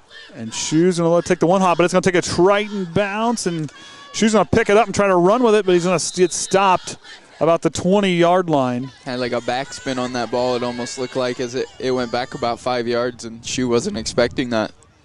But you know, it was kind of far enough over there, but Shu had to fall on it because, I mean, it wasn't going to go out of bounds, but it was a good heads-up play, though. And, you know, I think Anthony Shu's a guy that can pick it up off the ground. He had time to try to make something of it, but yet you just can't question your decision, kind of. You just got to go with it, whatever it is.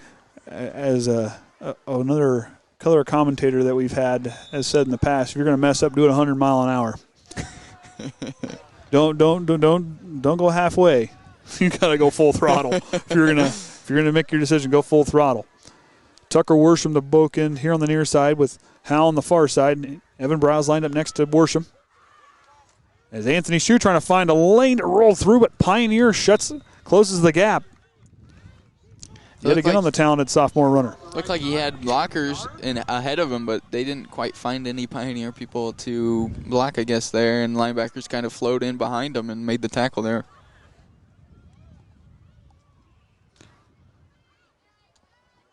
So Shively receives the sign. I don't think that we've talked much about Tucker Worsham just being thrown in there kind of the last 2 games, and he has played pretty well, and he's still learning, and I think he's going to be very good on this offensive line, and he's going to be a leader for the future. So you know, and especially, you know, he's played good all year, and he's only a sophomore. Yeah. You know, he's a long way to go. He's a kid that's going to be extremely talented.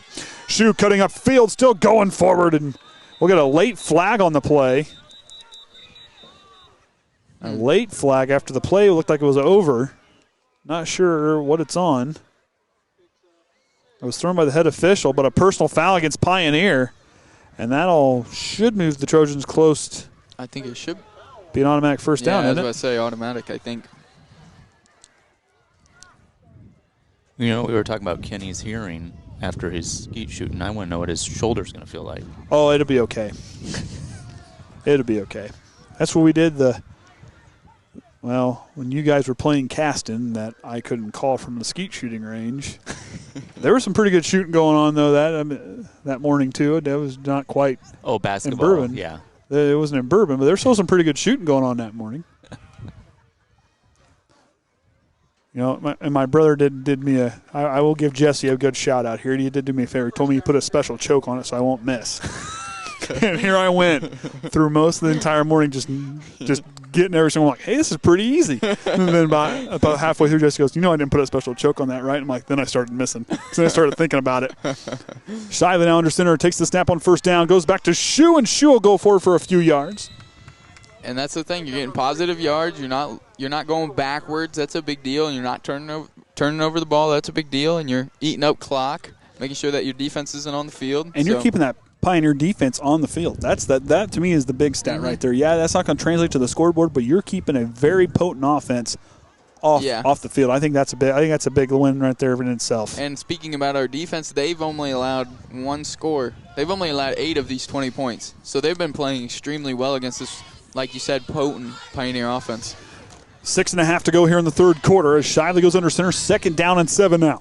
Takes the snap, goes outside to Shu. Shu going to try to find some space upfield. Shu going forward. Anthony Shu, first down and more. Beastquake finds his way up for a nice carry all the way up to almost the 40-yard line, about the 41. As Triton back in Pioneer territory here in this third quarter alone. And if we had that replay, which obviously we don't, you would see Tucker Warsham sealing off the defensive end very well. Cole Irvine blocking his cornerback upfield very nicely, and Conley coming around and making a beautiful block on an inside linebacker, giving Shu just one person to get through. And with Anthony Shu, one person is like no people. So yeah, I mean, he might as well be out there by himself. 2 people, he might as well be out there by himself, because it's going to take a whole army to bring that young man down. As we've seen tonight, Riley Wood is alone back in the backfield. That's where they'll go with it. Riley Wood tries to go forward, but he'll hit a Pioneer wall. Yeah, there's a lot of players. Good penetration by the inside linebackers. I wonder if they were on a blitz that time and they just kind of blew up the A-gaps, and Riley Wood had nowhere to run.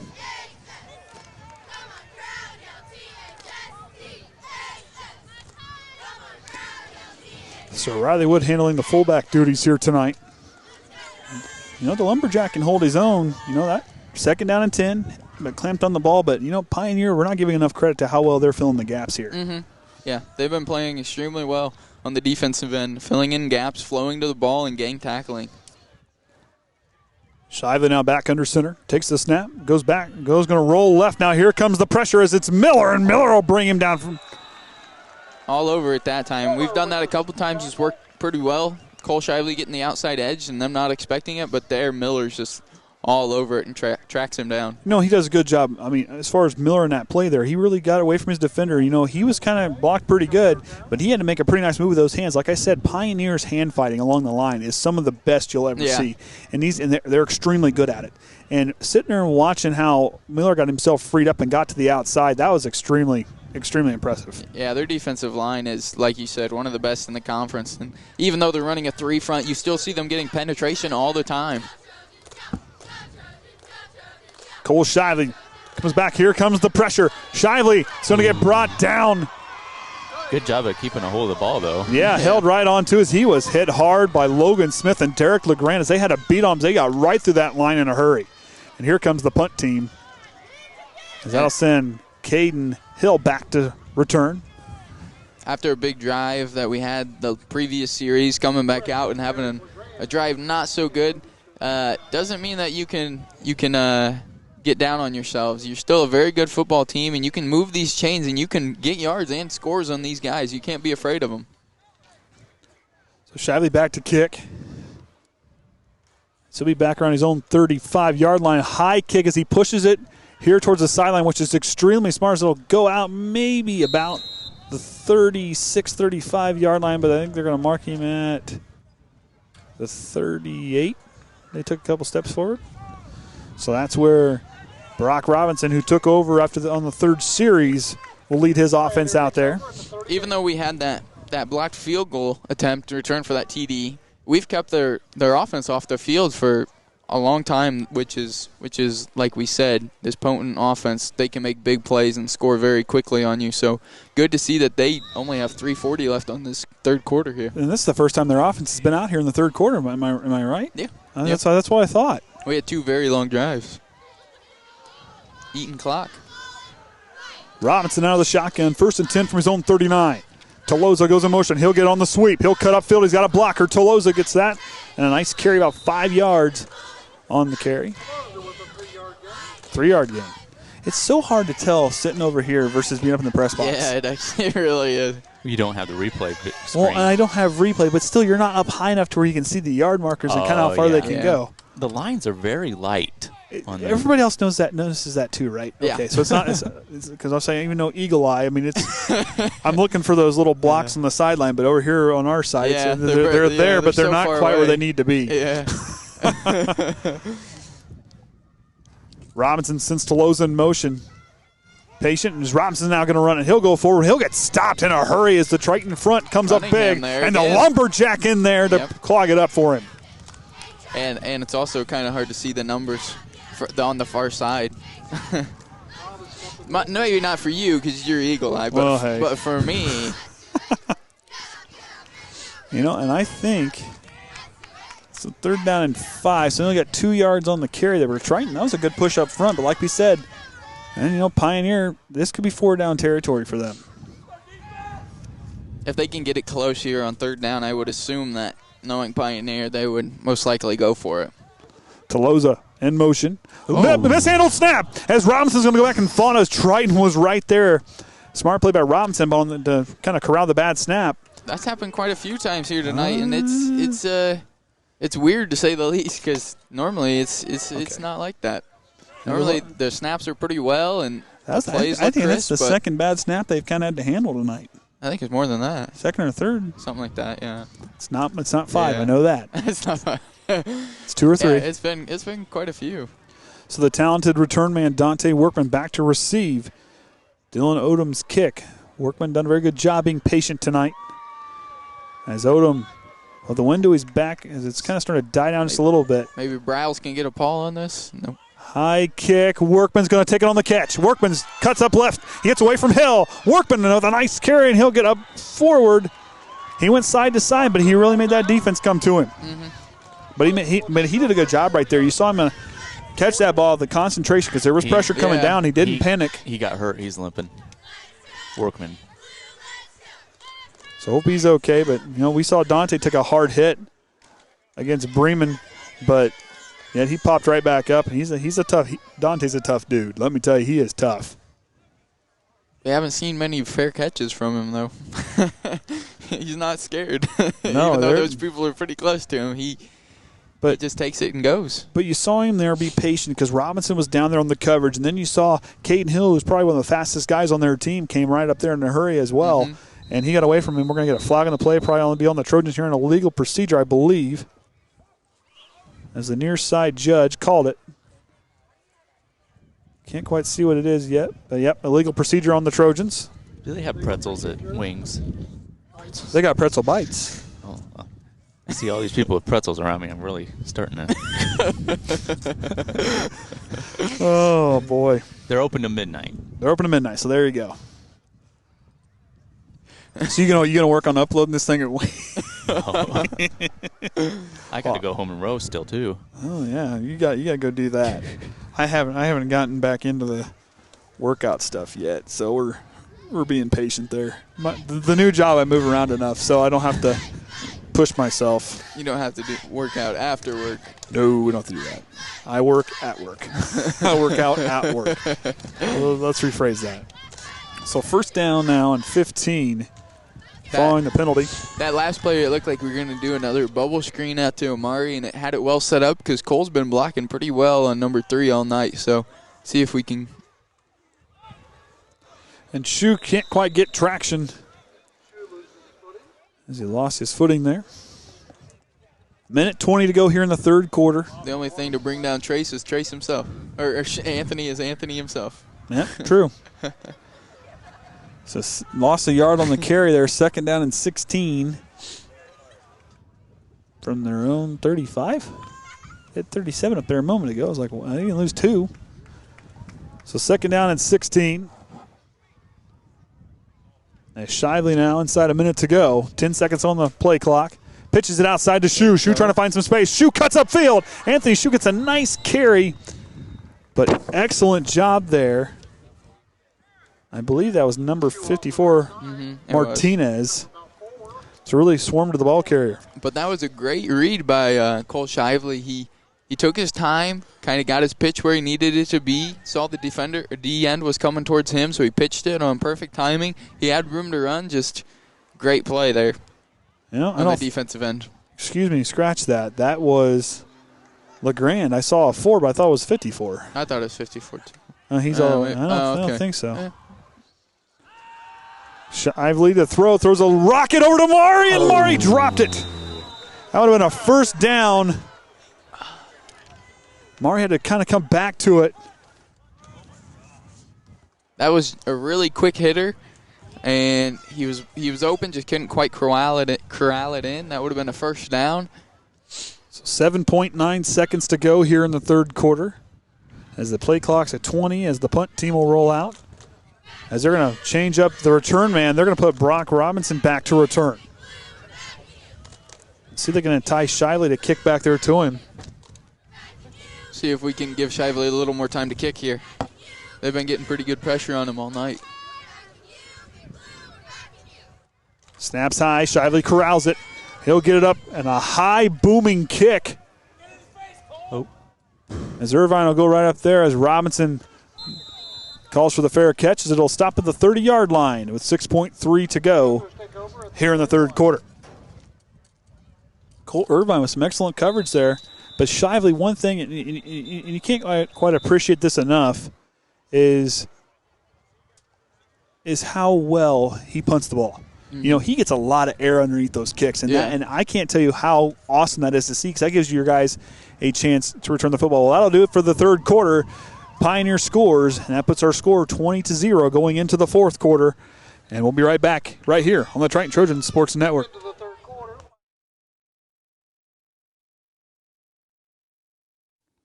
Attention Triton Trojan fans, it's time for the Triton Football Fundraiser. Money goes towards the Triton football team to help fund team dinners, uniforms, and much more. Raffle tickets are on sale here in the month of September. They are $5 each or $20 for 5 tickets. Find a player or manager to have a chance at these great prizes, as winners will be announced on senior night at the October 1st home game. Prizes to include a $100 gift card from Cornerstone at Cedar from Jim and Misha Conley, a $200 gift card from Ruoff Mortgage Senior Loan Officer Whitney Swanson, 2 $75 meat packages from Shively Freezer Beef, Tim and Lori Shively. Happy cows taste better. $25 gift card from Robin's Nest. She will also be donating a plaque to the football player and manager who sells the most tickets. Thank you, Robin. A $25 gift card from The Standard, 2 packages from Subway and Bourbon Street Pizza, a Riker and Net package, a $50 gift card from Journey's Inn from Natalie Brookins and Mike Kuntz, a $50 gift certificate from Arbonne from Kelly Westaver, and 4 2-hour shifts from the football players. If you need your garage cleaned, yard work, etc., we see these guys showcase on how hard they work on Friday nights. This is your chance to win them to be your helpers for a 2-hour shift. Thank you again to all those who donated and your continued support of Triton Trojans football. So fourth quarter getting ready to get underway as Pioneer will start from their own 20-yard line. As they let the clock run out there at the end of the third to bring us to where we're at. As Robinson will go to work out of the shotgun. Feeds it up the middle, but a nice job by Amston to stay home to slow down the runner to get the rest of the team to come to him. And there's the lumberjack, of course, there in the pile.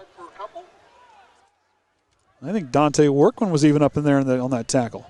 See, like I said, Dante's a tough dude. He gets banged up on a play. He's not afraid to go right back out there and keep going. And whenever you think about Dante, I normally think of an offensive player and a good special teams player, but he's been playing defense, subbing in here quite a bit here recently, these past 2 games, and he's been making the most of it, getting in on tackles, gang tackling pretty well. You know, the freshman's not afraid. Indeed, he is not. Second down now for Robinson. As he looks to pass, throws it behind Hill. Incomplete. It looked like it almost could have been picked. And Amari Snyder right there on the coverage. Good coverage there to bring up third down. The Trojan defense, my goodness, has played good tonight. Yeah. Only allowing 8 points. That was a tough one for Robinson, rolling to his opposite throwing arm side, so it's a tough pass to make. And then for Snyder, just to, like I said, just kind of stay there on defense, do a good job, because Kaden Hill gets that ball. Mm-hmm. It's hard, not easy to bring that man down.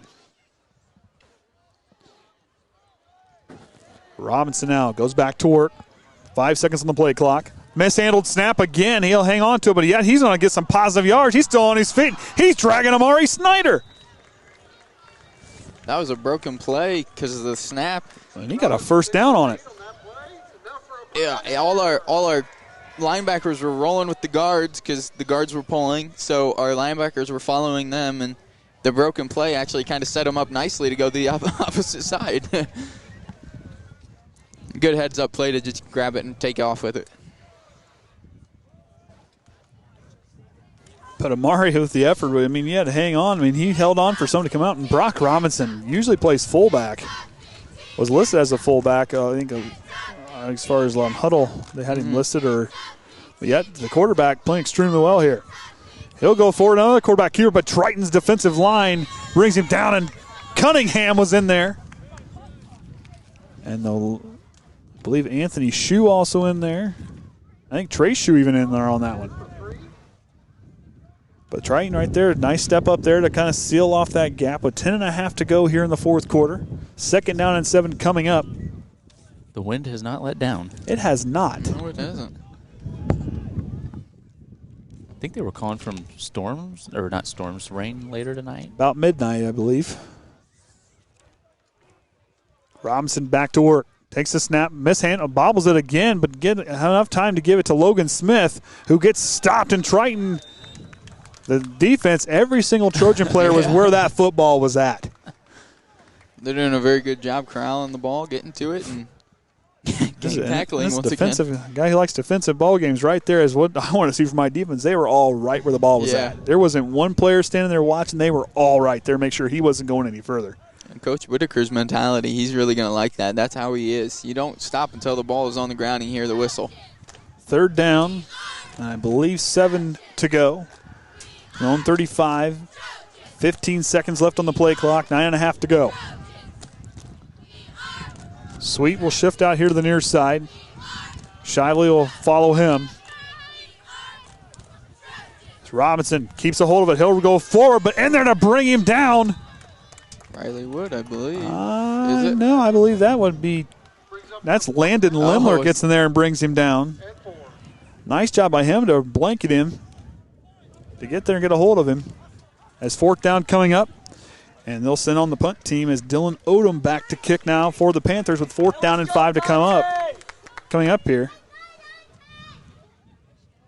It's a long conversation there between Logan Smith and Brock Robinson, as they only have one guy in the back there to block. Look for some trickery here. I kind of thought the way they were talking. Holland was in there to block it, but a high kick.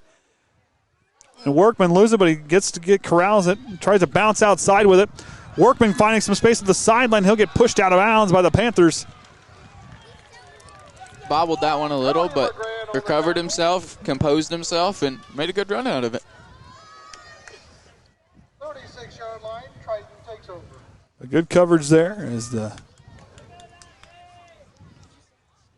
return team comes off. So that'll set up Cole Shively 1st and 10 from his own 36 with 8.5 to go in the ball game. I know we're trying to eat the clock up, so we leave the defense off, but I'd like to see Shively maybe have a couple opportunities to throw the ball here and see if the offensive line can hold their own on the pressure from this D-line. With the wind to his back, he's not throwing into the wind, so he can get plenty of zip on that ball. He gets some time to throw. Shively out of the shotgun. Going to roll on the option. Going to keep it himself. Shively goes forward, spins around. And a nice carry there on 1st down for Cole Shively.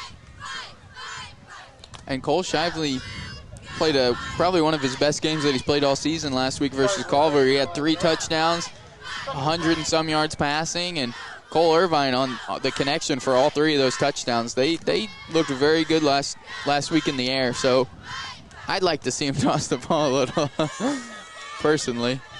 5 yards on the carry, 2 wide receivers out to the right. Shue on his right hip. Thamson in the wingback spot.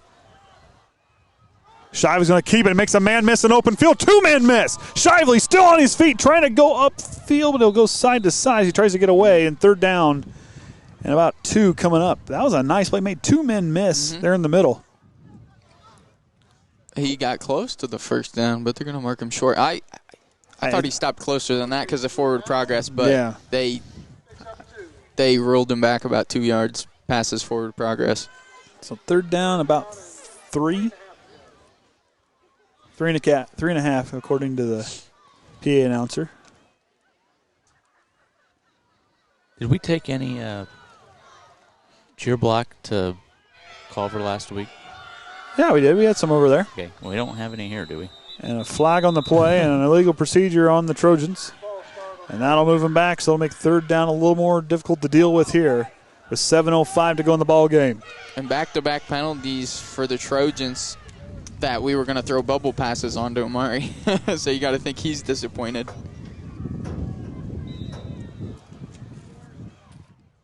So they'll have a long talk.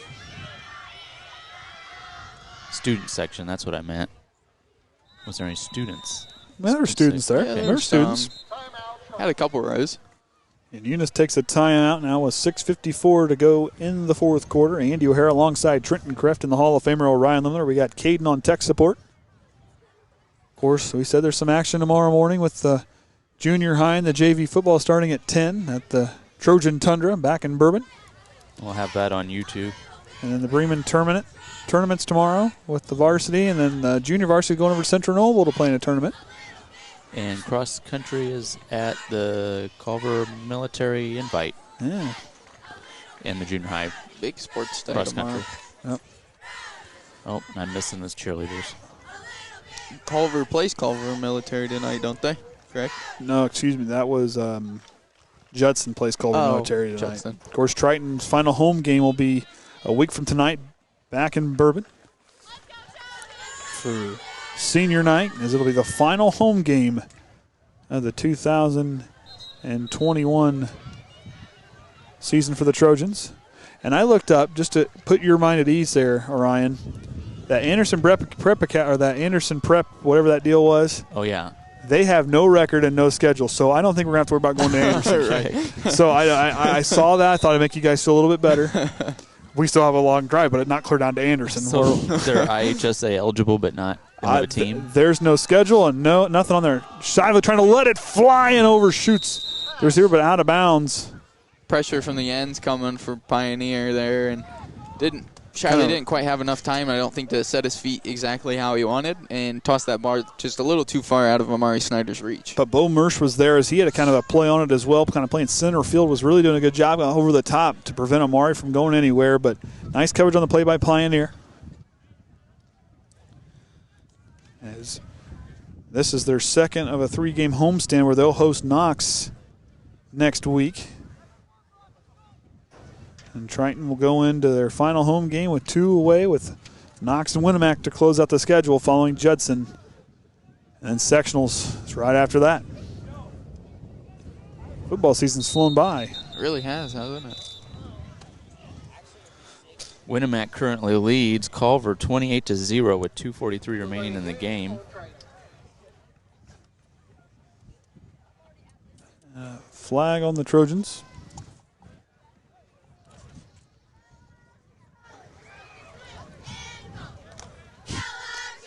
Seventh penalty on them on the night. I couldn't quite tell if that was a mark or if that was a scribble. No, that's a scribble. Okay, just making sure. I was checking your stats. I thought that you were about to correct me.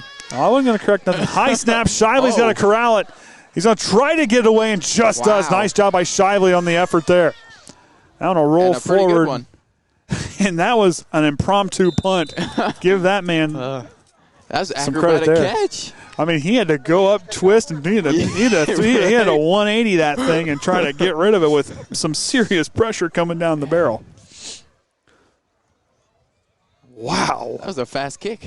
Fast kick, and it went a ways.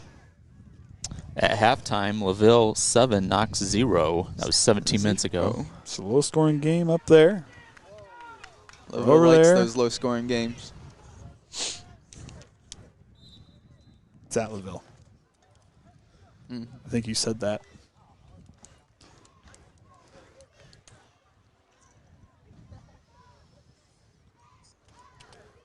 So Robinson now go to work out of the shotgun. First down and 10. Mishandles the snap, and has to fall on it. Man. And Conley was there just in case. If one of those would bounce our way, man.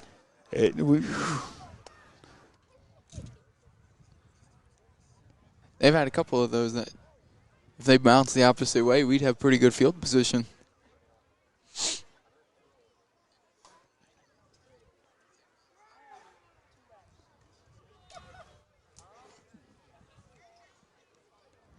So with 6:04 to go, about 15 seconds on the play clock, Pioneer draining the clock here as they lead by 3 scores. And Pioneer's offensive line really, I mean, they've played well, but they haven't looked dominant on our defensive line for being such a big staple of theirs. They've always been great on the offensive line. They haven't really pushed us around too much tonight on the defensive end. And with 2nd down and 15 to go, they decided to call a timeout. The play clock was getting ready to expire as Coach Adam Berry wanted to have a final conversation with his team here with 5:47 to go. Well, I see your Warsaw Tigers are up 42-0 at Goshen. Hey, my former high school has gotten along pretty good this year. You know, I think only 1 loss on the season. That was to Michigan City, I believe. There's a big game Northwood and Northfield play tonight. That'd be a good one. Be a good one.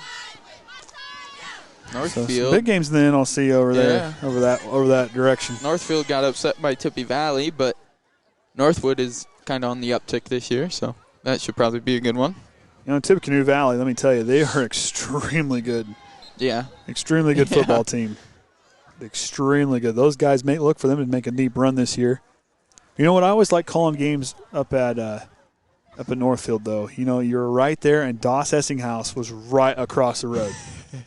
You talk about a way to kick off, get ready for a football game. My goodness, now the buffet is a bad idea because you load up on that. You don't feel about, so well. About halftime, you're ready to take a nap, go into a coma for a little bit. So 2nd down and 15 now following the timeout.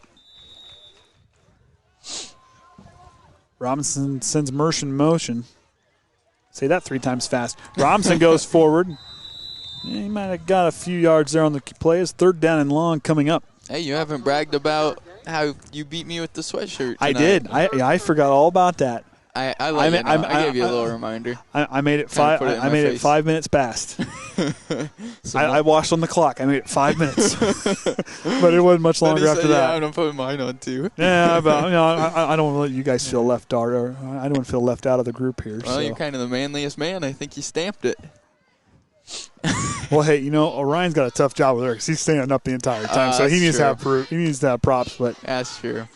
Robson's going to roll left, looking left now. He's got Sweet downfield, and Mari Snyder reaches out and swats it back. Great play by Amari. He's been watching some volleyball. He's missed all those volleyball games. That was a good swat there by him. He couldn't make the catch, but yet he reached right up and spiked that thing right back down on the ground. Some more local scores at halftime. Northwood 35, Northridge 0. Wow. Valley 60, Whitco 0, and Wawasee 14, Plymouth 6.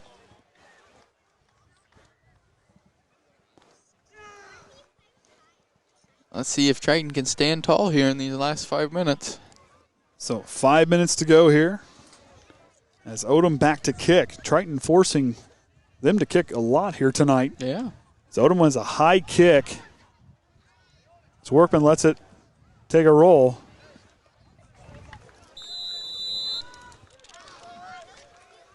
And as the kick team comes off. Triton takes over at the 29. And Triton will start from their own 29-yard line as they look to drive, and here in the second half, they've moved the ball extremely well, just couldn't quite find a way to finish, but yet they've moved the ball. Penalties have kind of hurt them here in the second half. Yeah, they really have, and we've moved the ball well, like you're saying, and just couldn't convert it to points on the other end, so just got to try and get a couple points on the board here at the end of the game. And Triton's defense coming in, give them another prop, only allowing just under 20 points a game. They've held true here tonight. As Shively looking to roll right. Here comes Sweet with the pressure. Shively cuts back in but loses the football, and Pioneer comes away with it for the first turnover of the game. Got a little too careless with it that time. Didn't tuck it in when he was going to run. But we got a flag back here in the backfield. They're saying Pioneer football as they recovered the fumble. We got a flag back here in the secondary. See what the call is here. Holding against Pioneer, so it'll move it back. Hold on the Panthers. But it'll still belong to Pioneer. Move him back 10 from the spot of the recovery then.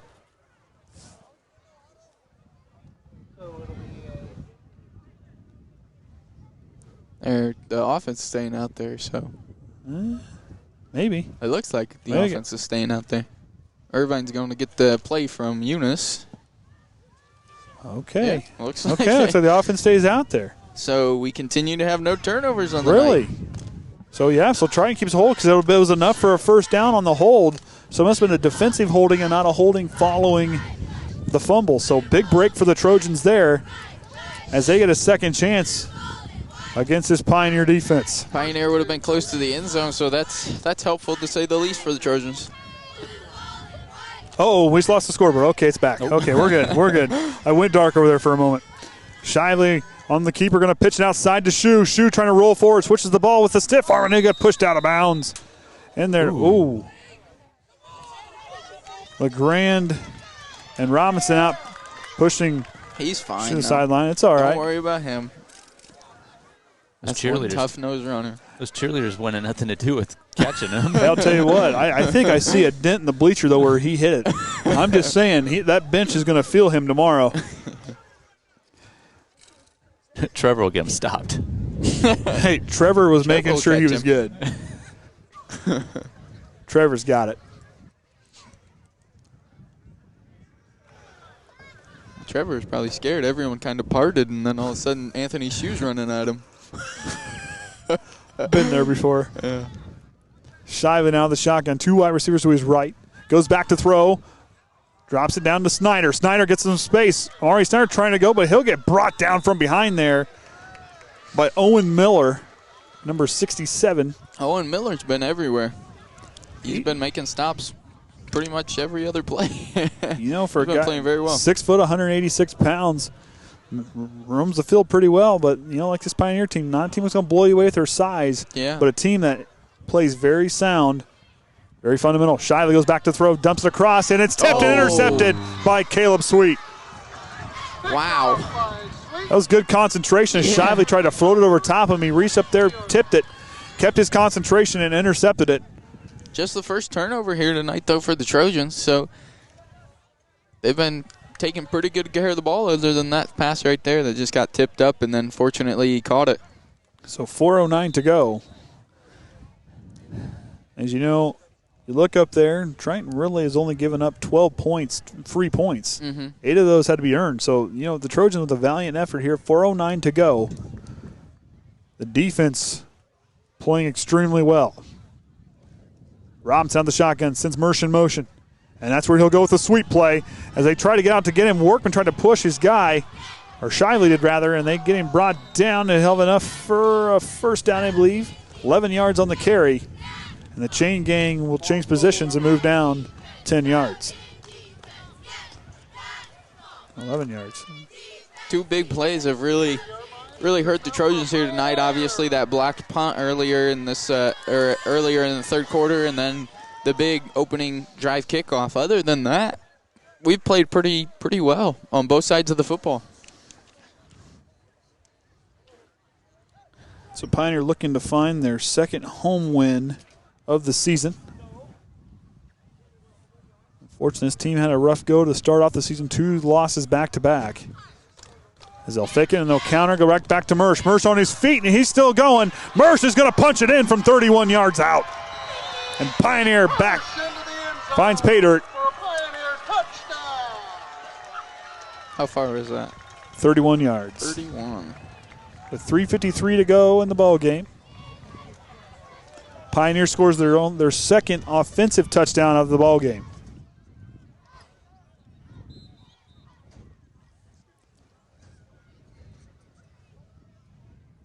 So you got to give these Triton props. They played well tonight.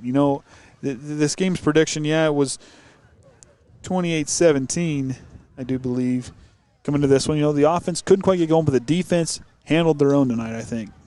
Yeah, the defense has played pretty well. Offense had a Intercepted there by Amari. So 2-point conversion, no good. But Triton's only allowed 1 2-point conversion all night. Yeah. They've stopped him on 3. So 1 for 4 for Pioneer as Triton's and even goes back out. Even Triton's offense was moving the ball pretty well in the third quarter. They had 2 pretty good drives, just couldn't capitalize on points. 2 drives, and I believe they wasted almost 10 minutes of time. Almost at least 9.5 minutes in that third quarter they used to time. They own that third quarter. Like you said, Triton also has more first downs than Pioneer here tonight, and more time of possession, I would imagine, if we had that stat. but I mean, keeping track also, both the Pioneers' touchdowns coming in the second and fourth quarter on offense. Mm-hmm. Yeah, they had the blocked kick there in the third quarter. Yeah, they had the opening kickoff there. Yep. But if you go back and you erase those 2 big kind of plays there for Pioneer, it's only a 2-score game all the way through. The defense really held their own. Yeah. Pioneer could have let off you don't know what would have happened if they wouldn't have scored those 2 things, but those 2 touchdowns. But yet Triton has played pretty good football here tonight. There's a lot of positives to take away offensively and defensively. And as far as morale going in to host a very tough Judson team next week, these guys, they're going to be playing hard. Yeah, a week from tonight. I mean, this team has got the potential to make some noise yet in the Hoosier North on the way out. That game tonight's at Judson. I cannot find a score for it. It is at Culver Academy. Oh, I may be able to find that. I'll leave it up to you because you have that fine person or whatever you want to call it. You leave it to Orion. There's information. He'll find it. Sets his mind to it. He'll find it. I should be a personal private investigator. I think that's your superpower. You want to find out information, you talk to Orion. He'll figure it out. I mean, like I said, if there's a way, if there's a place, he'll find it. As far as where you're at and what you need to go find or what have you. Factual information. I'm not into gossip. Yeah, he's not into that, but factual information. Cole Irvine catches it. Pitches it back to Anthony Shue. Shue cuts upfield. Shue's still on his feet. He's trying to get around to the outside. Shue's going to punch it all the way up past the 50-yard line. Nice job there. You saw Cole Irvine with a nice lateral patient. Goes right back, and Anthony Shue gave that young man a head of steam to run, and that's just one thing you just cannot do on coverage is give Anthony Shue plenty of room and time to run. Deliberately trying not to kick it to Anthony Shue, so they said, "All right, try and tackle Anthony Shue." Here. We're gonna go to the guys in the middle here. But little did they know that Cole Irvine with a big heads-up play kicks it right back to the guy who runs the ball extremely well. So they're up past the 50, about to the 47-yard line, I believe. Can't quite see the hash. They're gonna say 48. I'd like to see the Trojans not give up here and give their best effort and hopefully put a score on the board before the end of this. Give them a little bit of boost. Shy out of the shotgun, goes right back to Shue. Shue cuts upfield. Anthony Shue with some space. He cuts upfield. Beastquake still on his feet. Anthony Shue's going to punch it in. From 48 yards out, Beastquake puts Triton on the board. 3:34 to go. 48 yards out. Anthony Shue found some space. As he's covered a lot of ground in just 2 plays. Yeah, he really did. You saw him take off. That was about a 25. I'm not running the about a 25-yard, 26, 27-yard kickoff return as those pitched back to him, and then you saw right there 48 yards taken off and going. He finds some space. He was patient, found it open up, and then one thing you can't never forget about Anthony Shue is this kid can kick on the burners and take off and go. Yeah, and I don't want to be the Debbie Downer here. Hold on. Oh, here's the 2-point conversion thrown up, and I think they picked it off. Yep. All right, I don't want to be a Debbie Downer here, but I think Pioneer's starting to let their foot off the gas, and they were subbing in a couple backups and a couple JV players, but you can't do that against our offensive line. You saw a huge hole open up, and they got to the second level well, gave Shue room to run, and then Anthony Shue. He did the rest. Yeah, exactly. So 2-point conversion fails as looked they were trying to go that far corner. Couldn't quite see from here. It's like I stood up in front of the scoreboard camera one time just so you'll see that when you go to edit film for later. I have to apologize. My camera workmanship isn't very good tonight. I've been on the phone updating the score and that's okay. I guess we'll give you a pass. Fly by the seat of your pants broadcasting. We got here, forgot that. Forgot to shut the garage door. Forgot the computer somewhere else. Left 20 minutes later than we wanted to. And now we're stopping at Wings on the way home. And still got there 4 minutes early, right? Hey, and still got here 4 minutes ahead of schedule.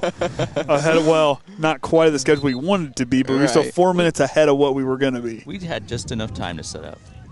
We had plenty of time. Don't forget to hit that record button when it's done before the power goes off. Yeah, I want to make sure I do that because, I'm trying to watch it here. So it's held tough tonight. I don't know. Should I hit stop like now and go again, or do you want to keep one complete audio file? No, it needs to be complete. Okay. All right. So Shively to kick, back deep to return is Toloza. Let's get a touchback. Oh, wait, we're going to onside it. Our squib kick after that opening. Obviously. Because there's only one kickoff. Obviously, Trent. Not sure what we got here. Did not give him the okay or what? I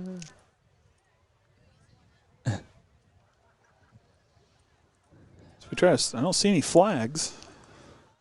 Head official still back here with the return man. Did it? I don't know. No. Kaden hasn't texted for a while. Maybe he has. Kaden is not listening. Oh, he's not? Well, that answers. So he's just going to kind of just let it burn across the ground to kind of keep it away from Toloza. And I'll set Pioneer up about their 44-yard line with 3 minutes and 33 seconds to go here. Score is 26-6. Pioneer leads here at home following the Anthony Shue 48-yard gallop to the end zone. Set up well by a good return. A catch by Irvine and a pitch back to Anthony Shue to take it up past the 50 and really set him up well. It's good to see that the guys haven't given up and that they're still fighting. You like to see that even towards the end of the game. And, they played extremely, these guys here, the scoreboard doesn't really reflect how close this game really was. But both teams have played extremely well. Pioneer, this is going to be a tough team. And a snap over the head. Triton's got a chance to go there. Robinson's got to run it down, and he'll get it back deep. About the 22-yard line as Rodney Eunice is going to call a timeout following that mishandled snap. That's at least the fifth or sixth one tonight. Yeah. Where third time he's had to fall on it. Wow. Is their center Aiden Lau, correct? And he's had a tough time snapping the ball tonight. A couple at the feet of the quarterback and a couple over the head. Did you say Lau? How do you pronounce it? Low? Aiden Lau. Guess you're going to mess up. I guess we're going to mess up. Do it 100 mile an hour. Do a full effort. Do you remember? Hey, hold on. I combine names, so I can't say nothing. I was right at Bremen about the name. Remember that? Oh, my goodness. You remember that one? You said, I don't think that's how you pronounce it. Oh, boy. It could be Lau. It could be. Could be low. It's low. Who knows? It's low. Here we go. Low. Got a score from Culver Academy. The Eagles are 21 and Judson 14 with 3:34 remaining. So I'm not at 3:40 remaining in something. It doesn't say a quarter. Okay. But Culver Military up nonetheless. So big game back up there. I'll send you that live stream link. Okay. And you can watch it maybe. Yeah. Video quality is pretty dang good. All right. They're must be using a automated camera, though, because it's zooming in and out. Okay. So Robinson back out of the shotgun with 3:28 to go following the timeout. And the mishandled snap is he'll kind of have to go forward there as he'll go a little ways. And another timeout for Coach Eunice as he'll try to stop the clock. That'll be his second timeout. He's got one left. Timeout, Triton. He wants to get the ball back one last time, it seems like. And, both teams, and Pioneer, don't take anything away from them. That's still a good football team across there. These guys here, they may not be the team, the team that went there, the Lucas Oil there quite a bit in a row, but yet it's still an extremely talented coaching staff, and and they're a classy group across the way there. We see them time and time again. Seeing them up in the press box different times. They always are very polite, very very good hosts. Just good people down here at Pioneer, and the coaching staff alike. They just They are a classy group. They really are. And like I said, our fans traveled extremely well. Did you mention the big event coming up Tuesday here at Pioneer? Oh, that's right. The conference is going to be on the line for volleyball. The conference is on the line. The traveling trophy up for grabs. And, the Trojans coming down here to the pit to take on Pioneer, a team that won the Triple Crown, as far as if you want to call it that. They won volleyball, basketball, and softball. They won state in all 3 last season. So, it'll be a big game down here on Tuesday night. So, Robinson goes to work out of the shotgun. Sends a man in motion. Going to keep it himself and try to cut up field. Couldn't quite wrap him up there, as he'll have enough close to a first down. That'll bring up 4th down as the clock will run 3:13 to go. I'm going to blame the wind in my eyes for the camera work because I cannot see the ball with my eyes watering. Well, I'm following the wrong people. If we would have brought the one thing you forgot to bring, we could have made you could have had your little monitor. What did we forgot it's not something. too bad. I got my face right in it. It's not too bad. Normally I can't. I'm sorry. You're not thinking dirty over there, are you? No, we forgot the one cable, and you wouldn't. There's where the difference with the one cable. So Pioneer will take a timeout with 2:35 to go. It has been a fun night, I will say. It's been fun. It really has. Oh boy. And we've played them a lot closer than we have in the past. And you've got to give this Triton team is not a team you want to sleep on. These guys play well. If once they kind of get those offensive miscues kind of straightened out, this is a team that could be lethal in sectional play. And I think that the mentality of the Trojans is a testament to and speaking to the coaches and what the coaches have done for them. Eunice has been getting on him for years, and he's going to work with this group for years to come. And Whitaker, I don't think I can say enough about Whitaker. When he came, the whole defensive mentality of this group changed, and you can see that they play with a little bit of fire in them, and they blitz, and they aren't afraid to hit, and they're not backing down from anybody. And so that's a tribute to both these coaches. And and that's something to take away from this one here. These guys have earned those juice boxes and fruit snacks on the bus on the way home tonight because they played extremely well. And that's not to take anything away from Coach Brown's defense too. Those guys play with some fire too. Yeah. But this defense has really have just evolved. But yet the attitude of these guys, the communication. And they played extremely well. Really grown. I mean, they've really started to progress. Yep. Odom back to kick. Receives a snack, high, short kick. And it's going to fall out of bounds about just beyond the 30-yard line, about the 32 is what it looked like from here, but they're going to call it the 31. Coach Haynes is trying to get us some extra yards down there. Hey, I was trying to help his case. He tried. Competitively, who do we want to draw in sectional? Well, I'll take a quick look at that, dear, right here for us. I think that in our class, Triton is 3-0 in the class. Have not played any sectional teams because they won't play anybody in their sectional. But you look, North Miami's kind of down there, hasn't quite found a win. Fremont's on there. Cherubusco's sitting there at 3-2, playing the night. Southwood, Northfield, 2 extremely tough teams, and Adams Central. Yeah. Triton's kind of right there in that middle part of the group, following that top tier. As far as schedule goes. Shue trying to stay on his feet to rumble forward. Anthony Shue forward for a nice gain there on first down, and a late flag coming from the near side official. So again, officials timeout here, sort out the penalty. And it looks like from here, what's he going to call? Going to call a hold against Triton. That was a late flag.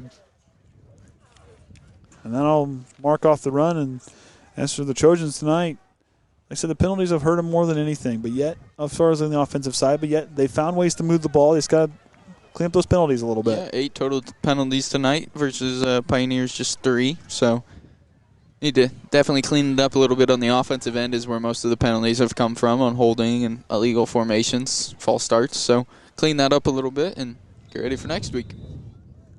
2 wide receivers out to the far side, 2:15 to go. Shively takes the snap, going to roll right. Pitches out to Anthony Shue. Anthony Shue cuts upfield. Beastquake still on his feet, going forward. And it's going to take the whole Pioneer defense to slow that young man down. All but one. 10 guys. 10 guys over there.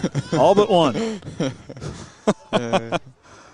Of course, the score 26-6, and these Trojans battle hard tonight. The offensive line's done a pretty decent job. Shively's really handled the quarterback spot well here as he rolls left, trying to go, but then as he tries to roll left to get a chance to throw that ball here to the near side, we got a flag late.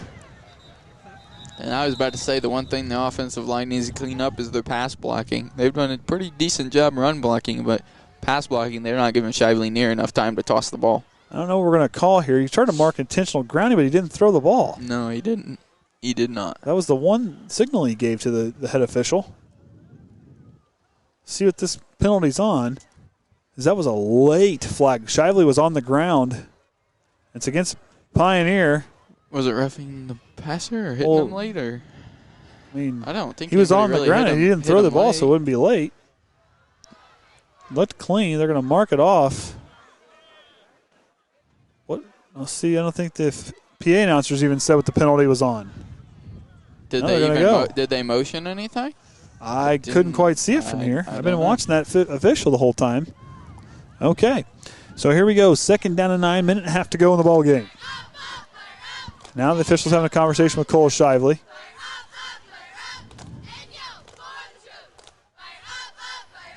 What are we doing here, fellas? Okay. All right. Blow the whistle now. We're here to good to go. So moves Triton up. Low snap, and that ball hits the ground. I think Pioneer picked it up on the fumble. Yes, they did. It was a low snap on the ground. Trying to counter to Amsden there and kind of fumbled the relay in between, it looked like. There's a minute 27 to go. I don't think we have any timeouts, do we? We have one. I think we've got one. But I've been wrong tonight otherwise. As a snap, they couldn't quite pick it up off the ground. It looked like just a low snap. I was going to say, tonight the snaps have been a lot better. Yeah. The exchange's been a lot better. That one there, I think, is probably the one bad snap I've seen tonight. Which is, for the Trojans, they've really cleaned that up coming into this one. And then it'll be victory formation for the host Panthers as they will improve to 4-2, 3-1 in the conference. Triton will fall to 3-3 at 500 and 2-2 in the conference as well. So let the clock run here. That'll just about do it as we let the clock run the rest of the way. Trenton, going into next week, what kind of things, if you're Coach Eunice and Coach Whitaker and this talented coaching staff, what are you telling this group going into your final home game against Judson? If I'm Coach Eunice, I'm telling the offense that we got to start moving the ball a little better and we got to get our blocks up front for Cole to throw the ball. And defensively, just keep doing what you're doing because you're doing great. So keep playing physical.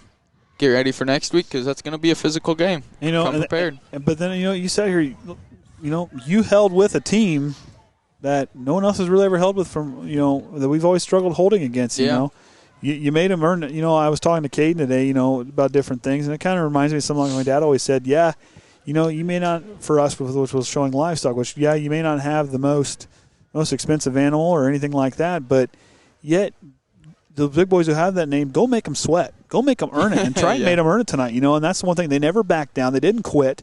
Go out there, you may not win the battle or win the war, but by golly, make sure they remember who you are.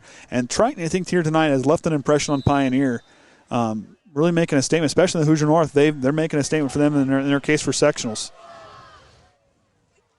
Make them remember, your dad always said. I was walked in and said, he always said dynamite comes in small packages. This was his famous line. That's what he said, right? As he took the halter before we walked into the ring, said, dynamite comes in small packages. He winked at you and he said, I'll see you when you walk out. That was all he said, and he smiled, and that'd be the end of it. I can't remember the last time we held Pioneer under 30 points, though. So it's definitely on the uptick, it seems like. So that'll just about all but do it here. Pioneer opened up the game with a long kickoff return, and the next one they had to drive down with 30 seconds left in the second quarter, punched it in from 7 yards out. And then, of course, they had the blocked kick in the third quarter as Triton took up almost 3/4 of that third quarter and, played extremely well. The block kick put them up 20-0, and then you saw the 26 there on the long run But Anthony Shue answered right back, so Triton putting up points. They will fall here 26-6 at the pit. I'm Andy O'Hara for Orion, Lemler, and Trenton Kreft. Until next time, Trojan fans, remember the Trojan way. This broadcast on the IHSAA Champions Network is copyrighted by the Indiana High School Athletic Association and may not be rebroadcast or retransmitted without the express written consent of the Indiana High School Athletic Association. This is your IHSAA. Do you remember the high school cheer? 2, 4, 6, 8, who do we appreciate? I do. And the high school teams in our community appreciate all of you. They need to hear your voice, loud and proud, more than ever before. They need your enthusiasm. They need your attendance at their games and meets. And they need for you to follow virus protocols, get a flu shot, so that they can have a great year. Your positive, supportive voice is appreciated more than you know. I'm Chris Kaufman. And I'm Sandra Walter. We're both assistant commissioners at the IHSAA. Thank you again for your enthusiastic support of high school sports.